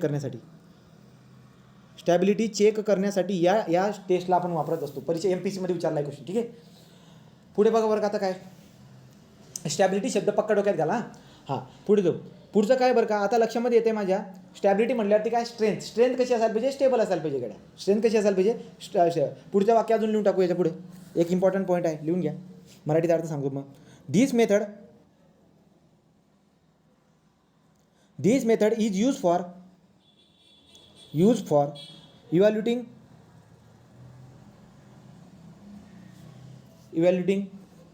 the strength of subgrade soil म्हणजे सगळ्यात खालची soil, subgrade soil and other pavement. आता बघा सगळ्यात खाली सबग्रेड असतो, राईट. सबग्रेड असणार, त्याच्यावरती बेस कोर्स असणार, सरफेस कोर्स असणार. अशा पण कोर्सेस आपल्याला दिसायला भेटत असतात फ्लेक्झिबल पेवमेंटमध्ये. ठीक आहे. फ्लेक्झिबल पेवमेंट असतील किंवा रिजिड पेवमेंटमध्ये. आता तुम्हाला काय बोललो मी, धीस मेथड पॉईंट परीक्षेचा आहे, लक्षात घ्या. This method is use for evaluating the strength or stability. Strength of the subgrade soil and other pavement material. Other pavement material म्हणजे काय, फक्त मातीच का नाही, दुसरे पेवमेंट मटेरियल असू शकतात. म्हणजे काय, सगळ्यात खाली असते माती, त्या मातीच्या वरच्या लेअरमध्ये आपण दुसरं काहीतरी मटेरियल टाकू शकतो. काय टाकू शकतो बरं का, मुरुम वगैरे टाकू शकतो. मग त्या मुरुमचं पण तुम्हाला स्ट्रेंथ इव्हॅल्यूट करायची असेल तर CBR टेस्ट आहे, राईट. तो स्ट्रेंथ आपण जनरली बघा, आपण काय बोललो, मटेरियलची प्रॉपर्टी बोललो. मटेरियलच्या प्रॉपर्टीमध्ये मी कोणती प्रॉपर्टी बोलतो, वर भर टाकला स्ट्रेंथवरती, स्ट्रेंथ किंवा स्टॅबिलिटीवरती, या दोन गोष्टीवरती मी भर टाकलेला आहे, राईट. मग पेवमेंटचे जे काही मटेरियल आहे ते सबग्रेडचे असू द्या किंवा त्याच्या वरच्या पेवमेंटमधले असू द्या, त्यांची प्रॉपर्टी चेक करण्यासाठी, त्यांच्या प्रॉपर्टीचा अभ्यास करण्यासाठी, त्यांच्या प्रॉपर्टीमध्ये पण कोणती महत्त्वाची प्रॉपर्टी, ती म्हणजे स्ट्रेंथ किंवा स्टॅबिलिटी. तो स्ट्रेंथ ऑर स्टॅबिलिटी पेवमेंटच्या मटेरियलची चेक करण्यासाठी CBR टेस्ट असते. ठीक आहे. So this method is for evaluating the strength of subgrade soil and other pavement material for the design. इथून वाक्य महत्त्वाचं, याला लाल पेनाने किंवा कोणत्या तरी पेनाने हे करा.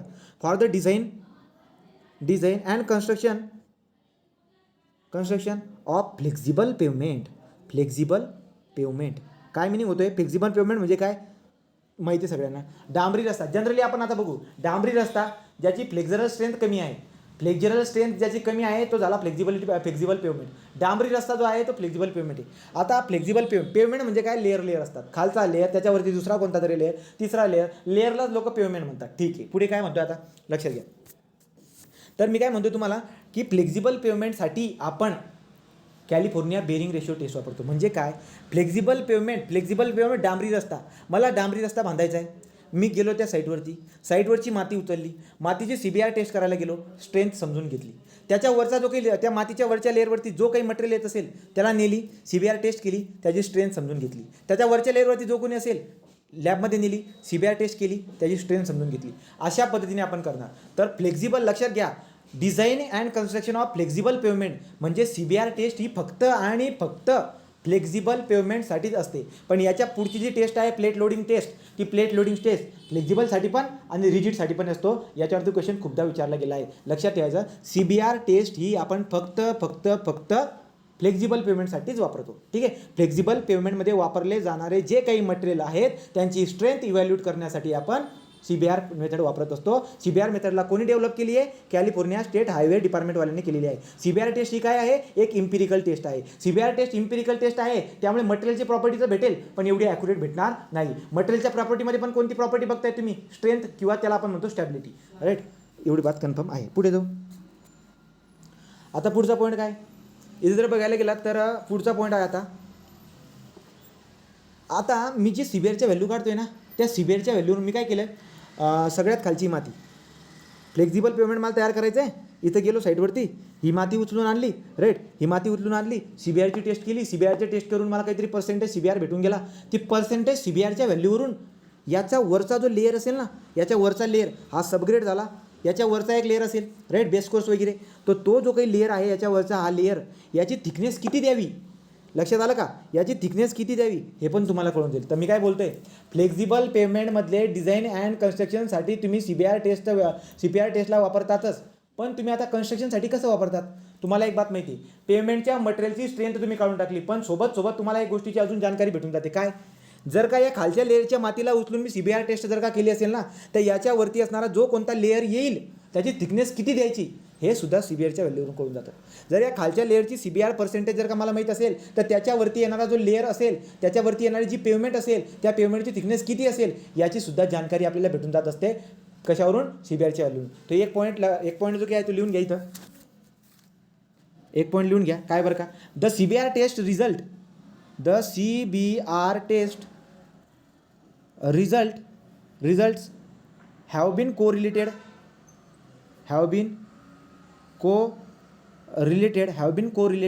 with flexible pavement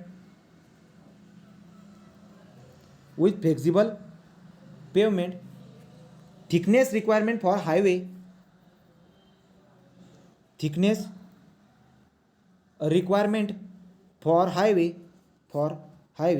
आता हे जे काय याची थिकनेस वगैरे याचं एक्झाम्पल आपण फ्लेक्झिबल पेमेंटच्या चॅप्टरमध्ये घेऊ. ठीक आहे. The CBR test result have been correlated with flexible pavement thickness requirement for highway and एअरफील्ड.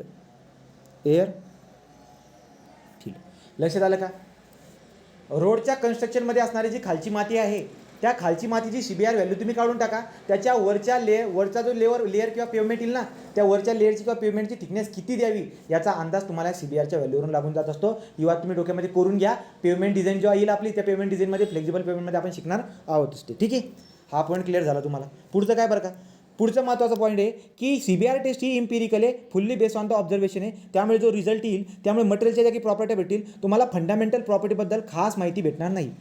ज्या काही फंडामेंटल प्रॉपर्टी असतील, स्ट्रेंथ झाली राईट का, स्ट्रेंथला आपण स्टॅबिलिटी म्हणतोय, पुढचं कोएजन झालं राईट का, अँगल ऑफ फ्रिक्शन झालं, तर या ज्या काही प्रॉपर्टी आहेत ना, या प्रॉपर्टीबद्दल एवढी खास जानकारी भेटणार नाही तुम्हाला राईट ना. मटेरियलच्या प्रॉपर्ट्या भेटत आहेत, परंतु एवढ्या ॲक्युरेट भेटत नाही आहे. तर तुम्ही काय बोलला की इम्पिरिकल टेस्ट असल्या कारणानं ॲक्युरेट रिझल्ट भेटणार नाही. अजून याच्या पुढे एक वाक्य लिहिता येईल.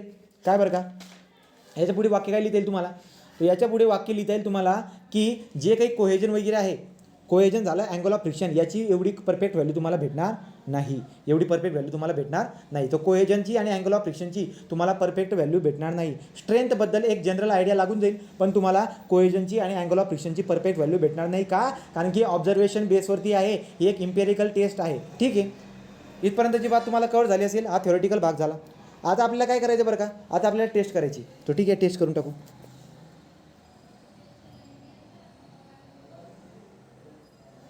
CBR California bearing ratio test काय असते बरं का, हे जे काही डिपार्टमेंट आहे, कॅलिफोर्निया बेरिंग रेशो जे काही टेस्ट काढतोय आपण, तर कॅलिफोर्नियाचं जे काही हायवेचं जे डिपार्टमेंट आहे, त्यांनी काय केलं, त्यांनी एक ॲग्रिगेट, स्टोन ॲग्रिगेट जे असतात, त्या स्टोनच्या स्टँडर्ड स्टोन ॲग्रिगेट असतील ते तिकडचे कोणते, तर त्या स्टोन ॲग्रिगेटला घेतला. ठीक आहे, त्यांच्याकडे एक कंटेनर होतं, एवढं छोटंसं कंटेनर. ओके, त्या कंटेनरमध्ये त्यांनी काय केलं, स्टोनचे जे ॲग्रिगेट होते, त्या स्टोनच्या ॲग्रिगेटला इथं भरलं राईट. भरल्यानंतर त्यांनी काय केलं, एक प्लंगर असतो राईट, अशा पद्धतीने तो एक निडल टाईप, या निडलला कनेक्ट असणार एक प्लंगर. या प्लंगरचं डायमीटर तुम्हाला परीक्षेला विचारतील. या प्लंगरचा डायमीटर जवळ लगभग 50 mm असतो. तर 50 mm म्हटल्यावरती 5 सेंटीमीटर म्हणू शकतो आपण. म्हणजे एक छोटासा कंटेनर असेल, तर आता इमॅजिन करा 5 सेंटीमीटर म्हटल्यावरती किती पट्टी घेऊन मोजून घ्या. तर 5 सेंटीमीटर डायमीटर जो असतो त्या प्लंगरचा डायमीटर आहे. असा तो प्लंगरचा डायमीटर मला दिसायला भेटत आहे. आता काहीतरी एक प्लंगर आहे गड्या राईट. आपण काय करून टाकले, खाली एक भांडं आहे, त्या भांड्यामध्ये आपण स्टोन ॲग्रिगेट टाकलेले, स्टँडर्ड स्टोन ॲग्रिगेट असतील, त्या स्टोन ॲग्रिगेटला टाकलेले कोणी, आपण म्हणजे कॅलिफोर्निया डिपार्टमेंटवाल्यांनी. तर कॅलिफोर्निया डिपार्टमेंटवाल्यांनी एक कंटेनरमध्ये स्टँडर्ड ॲग्रिगेट टाकलेत. वरून जो की एक प्लंगर असतो, त्या प्लंगरला जॉईन केलं इथं राईट, आणि वरून आपण काय करणार, लोड अप्लाय करणार. आता लोड किती अप्लाय करणार त्यासाठी आपल्याकडे गेज पण असेल, राईट, इकडे गेज असेल आणि साईडला पुन्हा डिस्प्लेसमेंट दाखवण्यासाठी की किती डिस्प्लेसमेंट होते, किती स्ट्रेन होते, त्यासाठी पण इथे काय असणार, एक स्ट्रेन गेज असणार. तो स्ट्रेन गेज आहे, लोड गेज आहे. लोडला मेजर करण्यासाठी आणि डिस्प्लेसमेंटला मेजर करण्यासाठी दोन काय काय डिव्हाइस लावलेले आहेत. ठीक आहे, मग आता काय होईल बरं का, जेव्हा मी ॲग्रिगेटला वरती या प्लंगरला टच करतोय त्याच्यानंतर मी लोड अप्लाय करणार आहे. तो लोड अप्लाय करायला सुरुवात झाली, लोड अप्लाय करायला सुरुवात होऊन जाईल, तो काय दिसायला भेटतं बरं का. त्यांनी ऑब्झर्वेशन काय केलं की जेव्हा पण आणि त्यांनी रेट ठरवलेला आहे, तो रेट परीक्षेला विचारून घेतात. काय तुम्हाला परीक्षेला रेट विचारतील की कॅलिफोर्निया बेरिंग रेशो टेस्ट जेव्हा तुम्ही करतात तेव्हा तुम्हाला जनरल एक रेट ठेवावा लागतो. किती बरं का, की काही पण करा, हा जो प्लंगर आहे ना, हा प्लंगर खाली जो डिस्प्लेस होतोय तो डिस्प्लेस किती व्हायला पाहिजे, एका मिनिटामध्ये 1.25 mm. ते लिहून देतो वाक्य वाटलं तुम्हाला मी, पहिले टेस्ट समजून घ्या.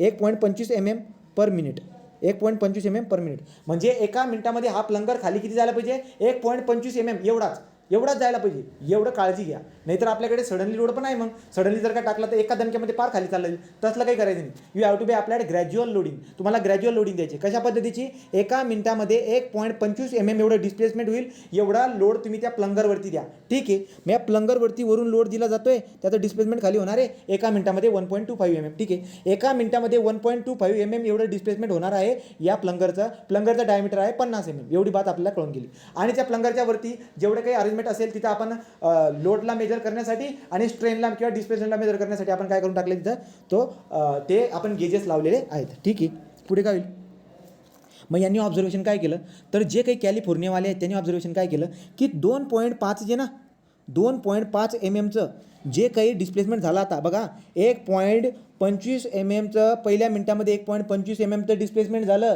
दुसऱ्या मिनिटामध्ये 2.5 mmचं डिस्प्लेसमेंट होऊन जाईल. ठीक आहे, तर 2.5 mmचं डिस्प्लेसमेंट झालं, त्यांनी काय करून टाकलं, 2.5 2 मिनटं झाले, 2 मिनिटानंतर 2.5 mmचं डिस्प्लेसमेंट झालं. कशाचं, त्या प्लंगरचं. आता त्यांनी काय केलं, लोड जो होता वरती तो लोड मेजर करून टाकला. राईट, तो लोड किती सापडला त्यांना, तो जो काही लोड होता तो लोड सापडला त्यांना 2.5 mmच्या करस्पॉन्डिंग तो लोड त्यांना सापडला 1350 किलोग्राम. किती सापडला, 1350 किलोग्राम. राईट, आणि त्यांनी काय करून टाकलं, त्यांनी स्टँडर्ड सांगून दिले की ही स्टँडर्ड CBRची व्हॅल्यूकडे. राईट, तर त्यांनी काय केलं, स्टोन ॲग्रिगेट जे होते, स्टँडर्ड स्टोन ॲग्रिगेट तिकडचे घेतले, त्याच्यावरती अशा पद्धतीने टेस्ट केली आणि 1.25 mm पर मिनिट या रेटने त्यांनी डिस्प्लेसमेंट देऊन 2.5 mmच्या डिस्प्लेसमेंटच्या करस्पॉन्डिंग लोड 2.5 mmच्या डिस्प्लेसमेंटच्या करस्पॉन्डिंग लोड नोट केला, जो सापडला त्यांना 1350 किलोग्राम. परीक्षेमध्ये तुम्हाला विचारतात. आता तुम्ही मला सांगा, जर का समजा एवढा लोड असेल तर प्रेशर किती डेव्हलप होईल बरं का, मातीमध्ये प्रेशर किती डेव्हलप होईल, 2.5 mmच्या करस्पॉन्डिंग जर का समजा एवढा लोड मी लावतोय, 2.5 mmचं डिस्प्लेसमेंट होण्यासाठी मला 1350 किलोग्राम एवढं वजन, एवढं वेट, एवढं लोड मला द्यावा लागतोय ग्रॅज्युअली. राईट, एवढं वजन मला द्यावं लागतोय, तर प्रेशर किती निघून येईल याच्याच करस्पॉन्डिंग. सो देअरफॉर 2.5 mmचं डिस्प्लेसमेंट मला ॲग्रिगेटमध्ये करण्यासाठी 1350 किलोग्राम एवढं वजन लागलं, एवढं ग्रॅज्युअल लोड मला द्यावा लागला. So therefore pressure is equal to force upon area. Force किती लावला आहे तुम्ही, 1350 किलोग्राम. एरिया का होता, सर्क्युलर प्लंगरचा एरिया कसा होता, सर्क्युलर होता. सो देअरफॉर π/4 इंटू डीचा स्क्वेअर. डी किती आहे, 50 mm. 50 mm म्हणजे किती, 5 सेंटीमीटर. तर मला कॅल्क्युलेशन करून सांगा की हा प्रेशर किती येईल. तर 1350 किलोग्रामच्या करस्पॉन्डिंग प्रेशर किती येईल, कोणतरी सांगा रे पटकन. 1350 किलोग्राम डिवाइड बाय π/4 इंटू दिस. तो तुम्ही काय करायचं, 1350 into 4 divide by pi into 25 सांगा बरं का. 1350 इंटू 4 डिवाइड बाय 25 पाय, किती व्हॅल्यू निघून येते, सांगा पटकन.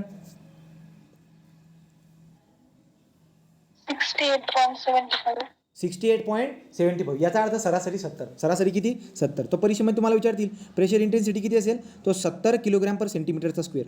70 किलोग्राम पर सेंटीमीटरचा स्क्वेअर म्हणजे 1 सेंटीमीटर स्क्वेअरचा जो काही सरफेस एरिया आहे तेवढा, त्याच्यावरती किती लोड लागत असावा, 70. सो 70 किलोग्राम पर सेंटीमीटरचा स्क्वेअर एवढं प्रेशर तुम्हाला दिसायला भेटेल, corresponding to 135 kilogram 1350 kilogram sorry 1370 kilogram. Right, इथं 7 कर, 7 हे बघ इथे 7 कर बरं का. आता तर जिथं 13 मी 5 केलं इथे जे ना, इथं 7 कर. 1370 किलोग्राम येते, 1350 नाही, 1370 किलोग्राम काढलं आहे त्यांनी. ठीक आहे, तर 2.5 mmच्या करस्पॉन्डिंग जो लोड आला आहे तो 1370 आहे, 1350 नाही आहे. आणि 1370 टाक आणि मला व्हॅल्यू सांग बरं आता किती येईल, ते बरोबर 70 येईल. तिला बघ किती येईल, 69.77. राईट ना, 69.77 म्हणजे 70. ठीक आहे, चालेल. तो 1370 लक्षात घ्या, 1350 झाला असेल माझ्याकडून, 1370 काढा. पुढे जाऊ, याची कहाणी झाली. पुन्हा यांनी टेस्ट पुढे पुढे फॉरवर्ड केली. 2.5च्या करस्पॉन्डिंग लोड मेजर करून टाकला, 1370 किलोग्राम आला. राईट, प्रेशर इंटेन्सिटी याच्या करस्पॉन्डिंग मेजर करून टाकली, ती आली 70 किलोग्राम पर सेंटीमीटरचा स्क्वेअर. आता ही टेस्ट पुढे चालली बरं का, पुढे चालली म्हणजे काय, तो कंटिन्युअसली लोड आपण अप्लाय करत जातोय आणि आपण चाललोय आता 5 mm चं डिस्प्लेसमेंट करायला चाललोय आपण. तर 5 mm चं डिस्प्लेसमेंट किती टाईममध्ये होईल बरं का, एका मिनिटामध्ये 1.25 mm जर का डिस्प्लेसमेंट होत असेल, 2 मिनिटामध्ये 2.5 होते, 4 मिनिटामध्ये आपल्याला दिसायला भेटेल की 4 मिनिटामध्ये 5 mm चं डिस्प्लेसमेंट झालं असेल. आणि त्याच्या करस्पॉन्डिंग जो लोड येऊन जात असतो तो किती असेल, तो नक्कीच जास्त असेल, 1370पेक्षा जास्त असेल, 2055 किलोग्राम. लक्षामध्ये. तर त्या स्टँडर्ड स्टोन ॲग्रिगेट ज्या मी घेतलेल्या आहेत, क्रश ॲग्रिगेट ज्या मी घेतलेल्या आहेत, त्याच्यावरती टेस्ट करून 5 mm च्या डिस्प्लेसमेंटच्या करस्पॉन्डिंग लोड किती निघून येतोय, 2055 किलोग्राम. 2055 किलोग्राम. याचा करस्पॉन्डिंग प्रेशर इंटेन्सिटी किती येईल रे, तो force divide by area, π/4 into D square. तो π/4 इंटू डी स्क्वेअर म्हणजे 5चा स्क्वेअर, तो 5चा स्क्वेअर. तर इथे व्हॅल्यू किती निघून येईल, ही निघून येईल 105 किलोग्राम पर 4.66. हां, तो 104.66 म्हणजे 105 किलोग्राम. हां, 105 किलोग्राम पर सेंटीमीटर. या व्हॅल्यू तुम्हाला परीक्षेला विचारतील, हे व्हॅल्यू पाठ पाहिजे. काय लक्षात घ्या, स्टँडर्ड व्हॅल्यू म्हणतात यांना काय म्हणतात, स्टँडर्ड व्हॅल्यू. का, कारण की कॅलिफोर्निया डिपार्टमेंटवाल्यांनी स्टँडर्ड ॲग्रिगेट स्टोन क्रश, तो जे काही स्टोन क्रश ॲग्रिगेट असतील तेवाले त्यांना घेतलेले आहेत, त्या कंटेनरमध्ये 50 mm चा स्टँडर्ड आहे, हे लावलेला आहे, त्याच्यानुसार हे व्हॅल्यू केले. त्यामुळे यांना हा जे काही व्हॅल्यू काढला त्यांना स्टँडर्ड व्हॅल्यू म्हणतो आपण. काय म्हणतो यांना, स्टँडर्ड व्हॅल्यू. तर 2.5 mm च्या करस्पॉन्डिंग स्टँडर्ड लोड किती निघून येतो, 1370 किलोग्राम. 2.5 mm च्या पेनिट्रेटच्या करस्पॉन्डिंग प्रेशर किती निघून येत असतं, 70 किलोग्राम पर सेंटीमीटरचा स्क्वेअर. राईट, तो 1370. ओके, पुढे 5 mm च्या करस्पॉन्डिंग जो काही स्टँडर्ड लोड आहे तो 2055 किलोग्राम निघून येतो आणि प्रेशर किती निघत असतं, 105 किलोग्राम पर सेंटीमीटर स्क्वेअर. ठीक आहे, आता ही बात तर झाली स्टँडर्ड. तो स्टँडर्ड व्हॅल्यू आपल्याकडे आलेले आहेत, कॅलिफोर्नियावाल्यांनी अगोदर काढून ठेवलेले आहेत. आता आपण हे काढत बसणार का, नाही. आपण काय करणार, आपल्या पेवमेंटसाठी, आपल्या रोडसाठी बॉटमची जी माती असेल किंवा पेवमेंटचे जे काही मटेरियल असतील, पेवमेंटचे मटेरियलमध्ये काय येईल, मुरुम येईल, ॲग्रिगेट येईल, नंतर काय सॉईल येईल, सॉईल ॲग्रिगेट मुरुम, नंतर ब्रिकचे जे काही तुकडे आहेत ते वाले, राईट, का सुरखी वगैरे, हे सगळ्या गोष्टी येत असतात. बरोबर. तर मी काय करतो, सो मला आता काय करायचं असतं, मी काय करतो, मला अशी टेस्ट करायची असते आपल्या लॅबोरेटरीमध्ये. सो लॅबमध्ये गेलो, लॅबमध्ये CBR टेस्ट करण्यासाठी तसले ॲपरेटस आहेत. ठीक आहे, सो ॲपरेटस आहेत आपल्याकडे. तो CBR टेस्टचे ॲपरेटस बाहेर काढले. ओके, ॲपरेटस टेस्टमध्ये कंटेनर होता, प्लंगर होता. ठीक आहे, प्लंगर होता, अरेंजमेंट होती. ठीक आहे, so this is what plunger, arrangement होती, लोड गेज आणि स्ट्रेन गेज आहे, लोड गेज पण आहे. ठीक आहे, so strain gauge, load gauge पण आहे. आता मी याच्यामध्ये भरून टाकली माती. आता काय भरतोय मी, आता माती. स्टँडर्ड व्हॅल्यू आपल्याला माहीत पडून गेल्या, स्टँडर्ड व्हॅल्यूचा आता काही संबंध नाही, तो अगोदरच माहिती आहे, आपण त्याच्यावरती टेस्ट केलेली नाही आहे, कॅलिफोर्नियावाल्यांनी केलेली आहे, ती व्हॅल्यू आपल्या कानावरती आहे. आपलं काम काय, फक्त साईटवरची माती उचलून आणायची, आपल्या कंटेनरवरती ठेवायची आणि लोड अप्लाय करायचा, लोड मेजर करायचा, डिस्प्लेसमेंट मेजर करायचं. फक्त एक लक्षात घ्यायचं, काळजी काय घ्यायची की आपण जे काही टेस्ट करणार यासाठी रेट किती ठेवायचा, 1.25 mm पर मिनिट, एवढा तुम्ही रेट ठेवायचा. ठीक आहे, ठेवला एवढा रेटने मी लोड अप्लाय करणार. लोड एवढा अप्लाय करा की एका मिनिटामध्ये 1.25 mm चा डिस्प्लेसमेंट होईल, याच्यापेक्षा जास्त होणार नाही, एवढा लोड अप्लाय करा. ठीक आहे, एवढा लोड अप्लाय करतोय. आता काय होईल बरं का, एवढा लोड मी अप्लाय करतोय आणि मी मेजर करून घेतोय व्हॅल्यू. सो मी काय करतोय बरं का, 2.5 mm चं जे काही मला या ठिकाणी डिस्प्लेसमेंट दिसायला भेटत आहे, तो 2.5 mm चं डिस्प्लेसमेंट कुठे दिसायला भेटेल तुम्हाला, बरोबर 2 मिनिटाचं. तर 2 मिनिटं जेव्हा संपतील तेव्हा तुम्हाला काय दिसायला भेटेल, 2.5 mm चं डिस्प्लेसमेंट दिसायला भेटेल. तर 2.5 mm च्या डिस्प्लेसमेंटच्या करस्पॉन्डिंग जो लोड असेल याच्यामध्ये आलेला, तो मेजर करून टाकू. राईट, तो मेजर करून टाकला गड्या मी. तो काहीतरी येईल, आपल्याला माहित नाही तो काय. टेस्ट आपण करत आहोत, आपल्याला माहित नाही. कंटेनरमध्ये ठेवले मातीवरती ठेवला आहे प्लंगरवरती आहे load measuring devices, strain measuring devices. Load apply करतोय 1.25 mm पर मिनिटने. या रेटने 2 मिनिटासाठी करायला गेलो तर 2 मिनिटामध्ये मला डिस्प्लेसमेंट दिसायला भेटेल 2.5 mm. तर 2.5 mm च्या करस्पॉन्डिंग जो काही लोड दिसायला भेटेल तो लोड मी मेजर करून घेतला. ठीक आहे, पुन्हा टेस्टला फॉरवर्ड करत गेलो. 5 mm च्या करस्पॉन्डिंग जो काही लोड निघून येईल तो लोड पण मी मेजर करून घेतला. तर 2.5 mm च्या करस्पॉन्डिंग लोड मेजर करून घेतला, 5 mm च्या करस्पॉन्डिंग पण लोड मेजर करून टाकला. So therefore percentage CBR is equal to, so percentage CBR for 2.5 mm penetration आता मी 2.5 mm पेनिट्रेशनसाठी पर्सेंटेज CBRची व्हॅल्यू काढतोय. काय आयडिया लागेल बघून घ्या. ठीक आहे, percentage CBR 2.5 mm penetration is equal to याचा फॉर्म्युला काय दिसायला भेटेल. Load require for 2.5 mm penetration for soil or material, for any material divided by standard load आणि स्टँडर्ड लोड किती असेल 1370 किलोग्राम. स्टँडर्ड लोड किती असेल 1370 किलो. म्हणजे तुम्ही ती जी काही माती होती त्या मातीच्या 2.5 mm करस्पॉन्डिंग तुम्ही काय करून टाकला, लोड मेजर करून टाकला, तो वरती ठेवतायत आणि तर खाली स्टँडर्ड लोड ठेवताय. स्टँडर्ड लोड किती असेल 2.5 mm करस्पॉन्डिंग स्टँडर्ड लोड किती असतो 1370 किलोग्राम. एवढी बात मला माहिती. यांचा रेशो घेऊन तुम्ही काय करा इंटू 100 करून टाका, तुम्हाला पर्सेंटेज CBR भेटून दे. बोला क्लिअर आहे का इथपर्यंत क्लिअर आहे का. हो. Percentage CBR 5 mm per penetration 5 mm पेनिट्रेशनसाठी राईट. सो पर्सेंटेज CBR मला काढायचं आहे 5 mm पेनिट्रेशनसाठी. मी आता कसं करणार, सिम्पल आहे. सो काय करणार बरं का, load require for 5 mm penetration of any material माहीत नाही आपल्याला काही पण असेल. So load require for 5 mm penetration of any material divide by standard load. तो स्टँडर्ड लोड 5 mm साठी स्टँडर्ड लोड किती असतो, तो असतो 2055 किलोग्राम. इंटू 100 करून टाका, तुम्हाला काय भेटून देईल percentage CBR for what, for 5 mm penetration. बोला क्लिअर आहे इथपर्यंत, बोला रे इथपर्यंत क्लिअर आहे. इथपर्यंत क्लिअर असेल. चला आता पुढे जाऊ. काही डाऊट असेल तर विचारून घ्या, पुढे जाऊ आपण. सो पुढचा पॉईंट काय, आता पुढचा पॉईंट बघा. आता मॅटर काय होतो असतो, नॉर्मली जर तुम्ही बघायला गेलात ना, नॉर्मली जी माती साईटवरून उचलून आणलेली आहे लॅबोरेटरीमध्ये कंटेनरमध्ये टाकली, लोड लावल्यावरून राईट, CBR व्हॅल्यू कॅल्क्युलेट करून झाली, CBR आली व्हॅल्यू. ठीक आहे. So percentage CBR generally percentage CBR for 2.5 mm पेनिट्रेशनची किती आहे ना 2.5 mm पेनिट्रेशनसाठी for any material generally percentage CBR value for 2.5 mm penetration of the material right, ही जास्त दिसायला भेटते. Percentage CBR for 5 mm. तर 5 mmची जी CBR व्हॅल्यू आलेली आहे, 5 mm पेनिट्रेशनची जी करस्पॉन्डिंग CBR व्हॅल्यू आली आहे त्याच्यापेक्षा जनरली 2.5 mmच्या करस्पॉन्डिंग असणारी CBR व्हॅल्यू ही जास्त असते.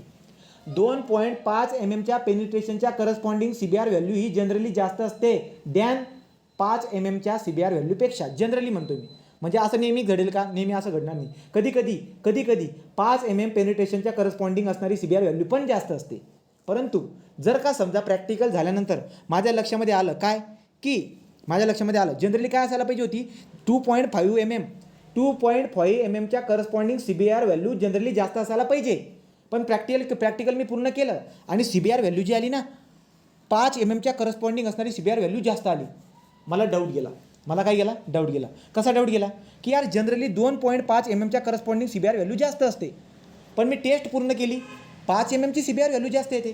काही गडबड तर नाही झाली माझ्याकडून, राईट की नाही. तर पुन्हा मी टेस्ट करतो.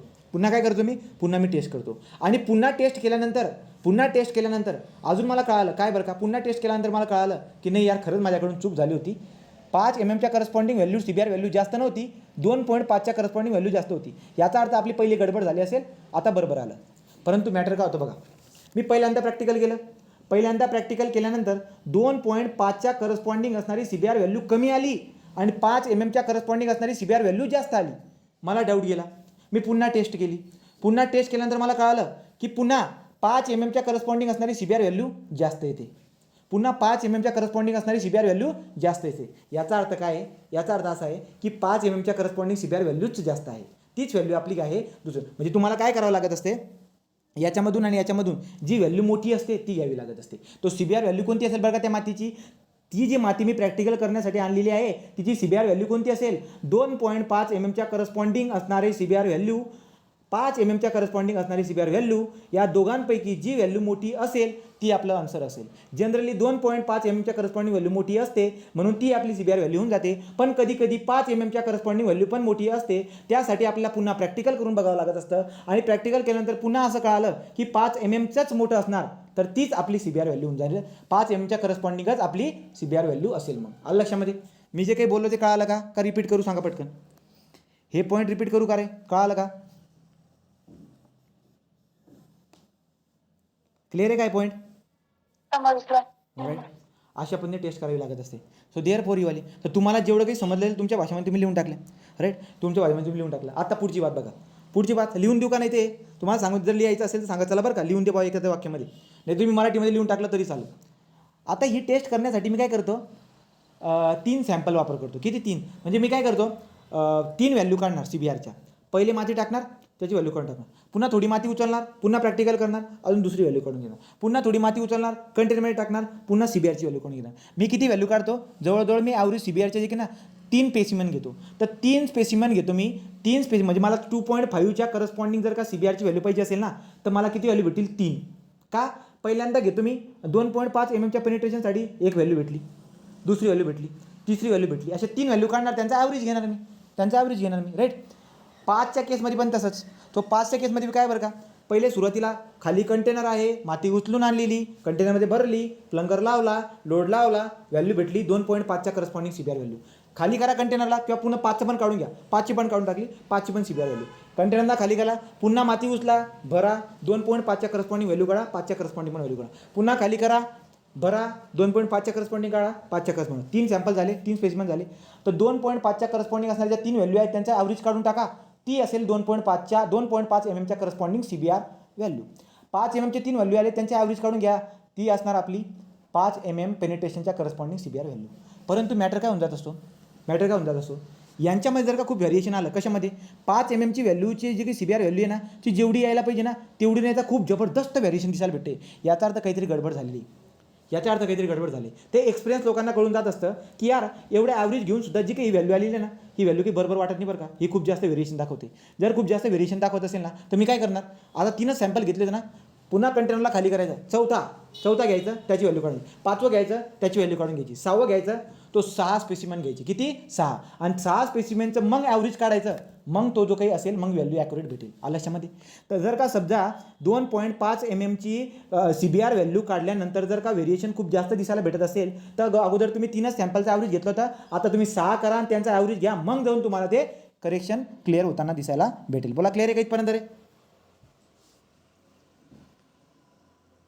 कळालं का?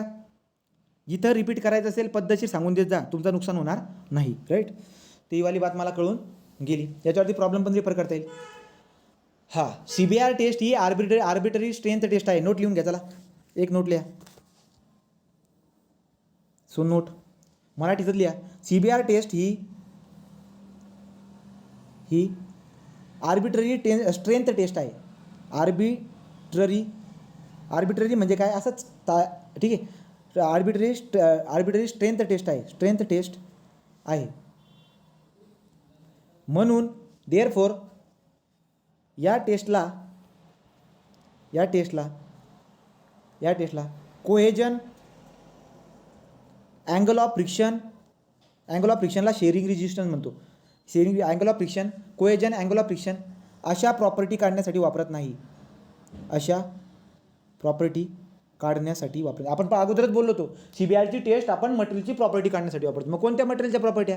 जनरली फक्त स्ट्रेंथ किंवा stability.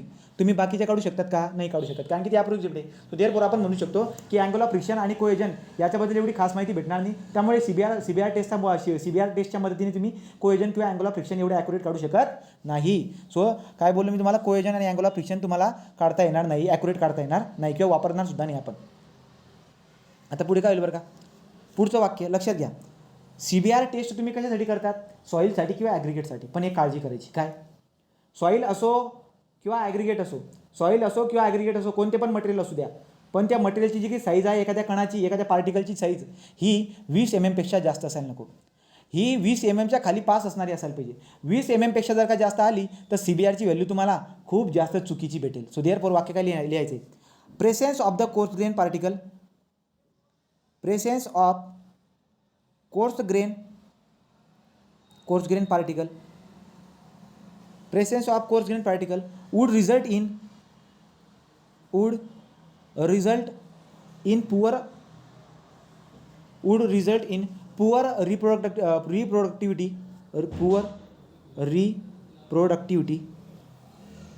reproductivity of CBR result. याचा अर्थ जास्त कोर्स मटेरियलसाठी वापरू नाही शकत तुम्ही. जास्त कोर्स मटेरियलसाठी जे काही आहे ना तुम्हाला रिझल्ट एवढा खास भेटणार नाही आहे. तो जनरली काय ब्रॅकेटमध्ये लिहून टाका. ब्रॅकेटमध्ये मटेरियल पासिंग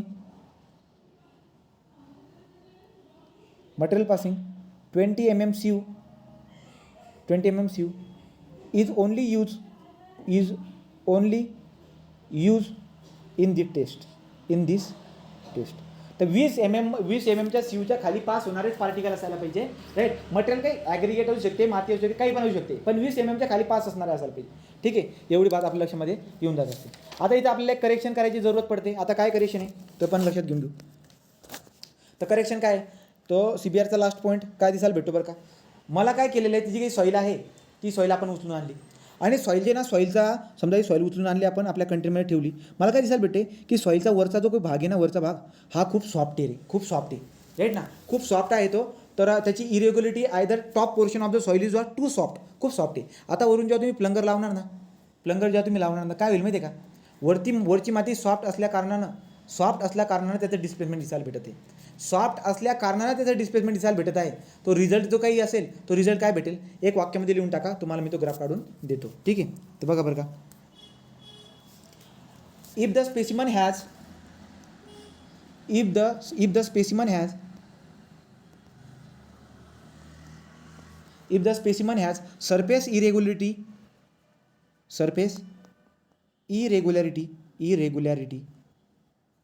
surface irregularity म्हणजे काय, टॉपचा सरफेस खूप जास्त सॉफ्ट आहे, खाली काहीतरी वेगळंच आहे.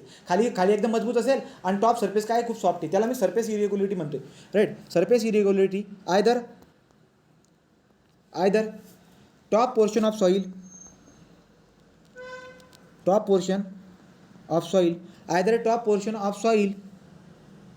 Is too soft. खूप जास्त सॉफ्ट आहे. खूप जास्त सॉफ्ट असेल तर काय बघा ना रिझल्ट काय येईल त्याचा, too soft. Then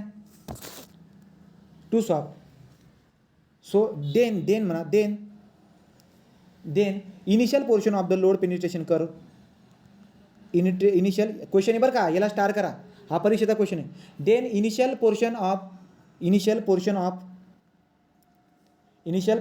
load penetration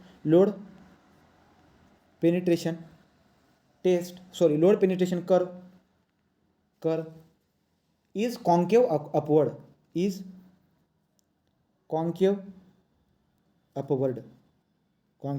म्हणजे काय बरं का, लक्षात घ्या काय बात आहे. हां, आपण काय करतो, आपला जो काही रिझल्ट आहे या रिझल्टला आपण या ग्राफवरती प्लॉट करतो.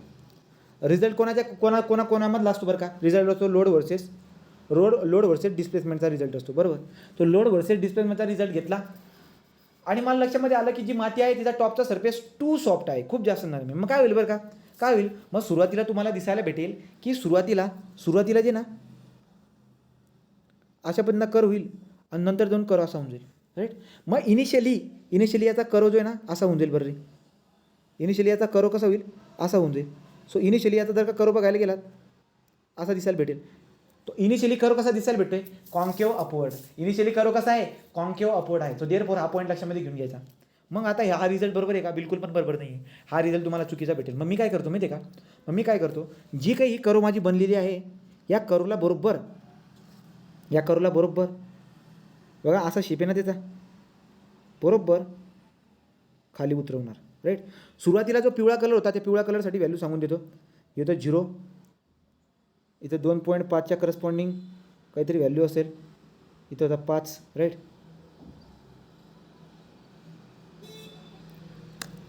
ही वाली कहाणी पहिली होती जेव्हा पिवळा कलर टू सॉफ्ट होता तेव्हाची. परंतु टू सॉफ्टचा ग्राफ जेव्हा मी काढला ना मला भेटून गेला यार कॉन्केव अपवर्ड येतो बरं का इनिशियली. याचा अर्थ काहीतरी चुकतं आपलं, वरची माती खूप जास्त सॉफ्ट होती म्हणजे मला करेक्शन करावं लागेल. आता करेक्शन कसं करतो मी, तो जो काही आपला अगोदरचा पिवळ्या कलरचा ग्राफ होता त्याला काय करायचं, असं बरोबर खाली उतरून घ्यायचं आहे. बघा असा शेप होता ना, तो बरोबर शेप मॅच करून टाकायचं. याचा अर्थ असा आहे की आता 0 इथून नाही आहे, 0 इथूनही सुरू होणार, 0 इथून सुरू होणार. आणि जर का समजा 0 इथून सुरू होत असेल तर 2.5 जो असेल पिवळ्या कलरचा तो इथं नाही राहणार, 2.5 इथं कुठेतरी असेल. मग 2.5 पुढे सरकून गेला, 2.5 पुढे सरकून जाईल, 5 पण काय होऊन जाईल, 5 पण इथं कुठेतरी येऊन जाईल, हा 5 इथं येऊन जाईल आणि 2.5 इथं कुठेतरी येऊन जाईल. मग त्याच्या करस्पॉन्डिंग तुम्हाला जावं लागेल आणि मग ही तुमची व्हॅल्यू असेल. मग ह्या तुम्हाला सापडेल 2.5चा करस्पॉन्डिंग. म्हणजे मला लक्षामध्ये येते की जेव्हा माती खूप सॉफ्ट होती तेव्हाचा पी कुठे येत होता, तेव्हाचा पी इथं येत होता, राईट. परंतु तेव्हाचा पी इथं होता. तुम्ही करेक्शन जेव्हा मी केलं ना, अप्लाय केलं ना, तुम्हाला दिसायला भेटलं की यार तो करो तर ॲक्च्युली इथं पाहिजे होता. मग इथून 0ला हे केलं, मग इथून जर का 0 मानत असेल ना तर 2.5 त्याच्या पुढे येऊन जाईल. आता तर 2.5 जर पुढे आला ना त्याच्या करस्पॉन्डिंग व्हॅल्यू इथे येऊन जाते. व्हॅल्यू काय होऊन जाते, वाढून जाते, राईट. आणि 5च्या केसमध्ये काय होईल, 5च्या केसमध्ये जर बघायला गेलात तो 5 सुरुवातीला इथं होता, 5 सुरुवातीला इथं होता, इथं इथं असणारा तो 5 होता, 5 सुरुवातीला इथं होता बघा, सुरुवातीला 5 इथं होता, त्याचा पी इथं होता. परंतु माझ्या लक्षामध्ये आलं काय की ओरिजिन ॲक्च्युली इथं सुरू होतोय, 5 इथं कुठेतरी चालला जाईल. मग जर 5 इथं चालला गेला ना 5च्या करस्पॉन्डिंग व्हॅल्यू इथे येईल मग डायरेक्ट, राईट. सो 5च्या करस्पॉन्डिंग असणारी व्हॅल्यू इथं येईल. तुम्हाला काय लक्षामध्ये येते, कळतंय का? तो दुरुस्त असं करावं लागतं आपल्याला, तर दुरुस्त असं करावं लागतं. कळतंय का तुम्हाला काय बोलतोय मी? तर मला जे दिसायला भेटलं गड्या की सुरुवातीला जे ना टॉपचा सरफेस जो ना ती सॉफ्ट होती, सॉफ्ट झाल्यामुळे ना तो करो ना चुकून असा बनून गेला. कसा असा बनला, याचा अर्थ चुकते बरं का. करो कसा पाहिजे होता, करो ॲक्च्युली असा पाहिजे असतो, असा असा असा करो पाहिजे होता, पण करो असा नाही आला, तो असा आला. मग जर समजा असा येत असेल ना, मग मी काय करेल त्याला पी असा शेपमध्ये आणेल, बरोबर एकदम ॲक्युरेट शेपमध्ये. याचा अर्थ ओरिजिन इथं असेल. मग 2.5 जो मी अगोदर लिहिला असेल ना तो 2.5 तिथं नाही राहणार, तो थोडासा पुढे शिफ्ट होऊन जाईल. मग 2.5 जर का इथं आला तर वरती जरा वरती जा आणि त्या करस्पॉन्डिंग व्हॅल्यू घ्या, मग तुम्हाला भेटून जाईल तो पी. मग तो ॲक्च्युली आता 2.5च्या करस्पॉन्डिंग असेल. क्लिअर झालं काय हे? क्लिअर झालं का, राईट. तर या इथपर्यंत जे का ती ही झाली आपली CBR टेस्ट. तो CBR टेस्ट आपली ही पूर्ण कंप्लीट झालेली आहे. CBR टेस्ट कंप्लीट झाली. उद्या आपण जे काय आहे याच्या पुढचं बघणार. उद्या ॲग्रिगेट बघायचं आहे. ॲग्रिगेट आणि बिटुमेन दोनच पॉईंट आहेत, ॲग्रिगेट आणि बिटुमेन. एक लेक्चरमध्ये ॲग्रिगेट होऊन जाईल, एक लेक्चरमध्ये बिटुमेन अख्खं संपून जाईल डिटेलमध्ये, ठीक आहे. मग आपल्या बाकीच्या पुढच्या गोष्टी बघूया, ठीक आहे. थांबतो इथं. काही डाऊट असेल कोणाला विचारून घ्या.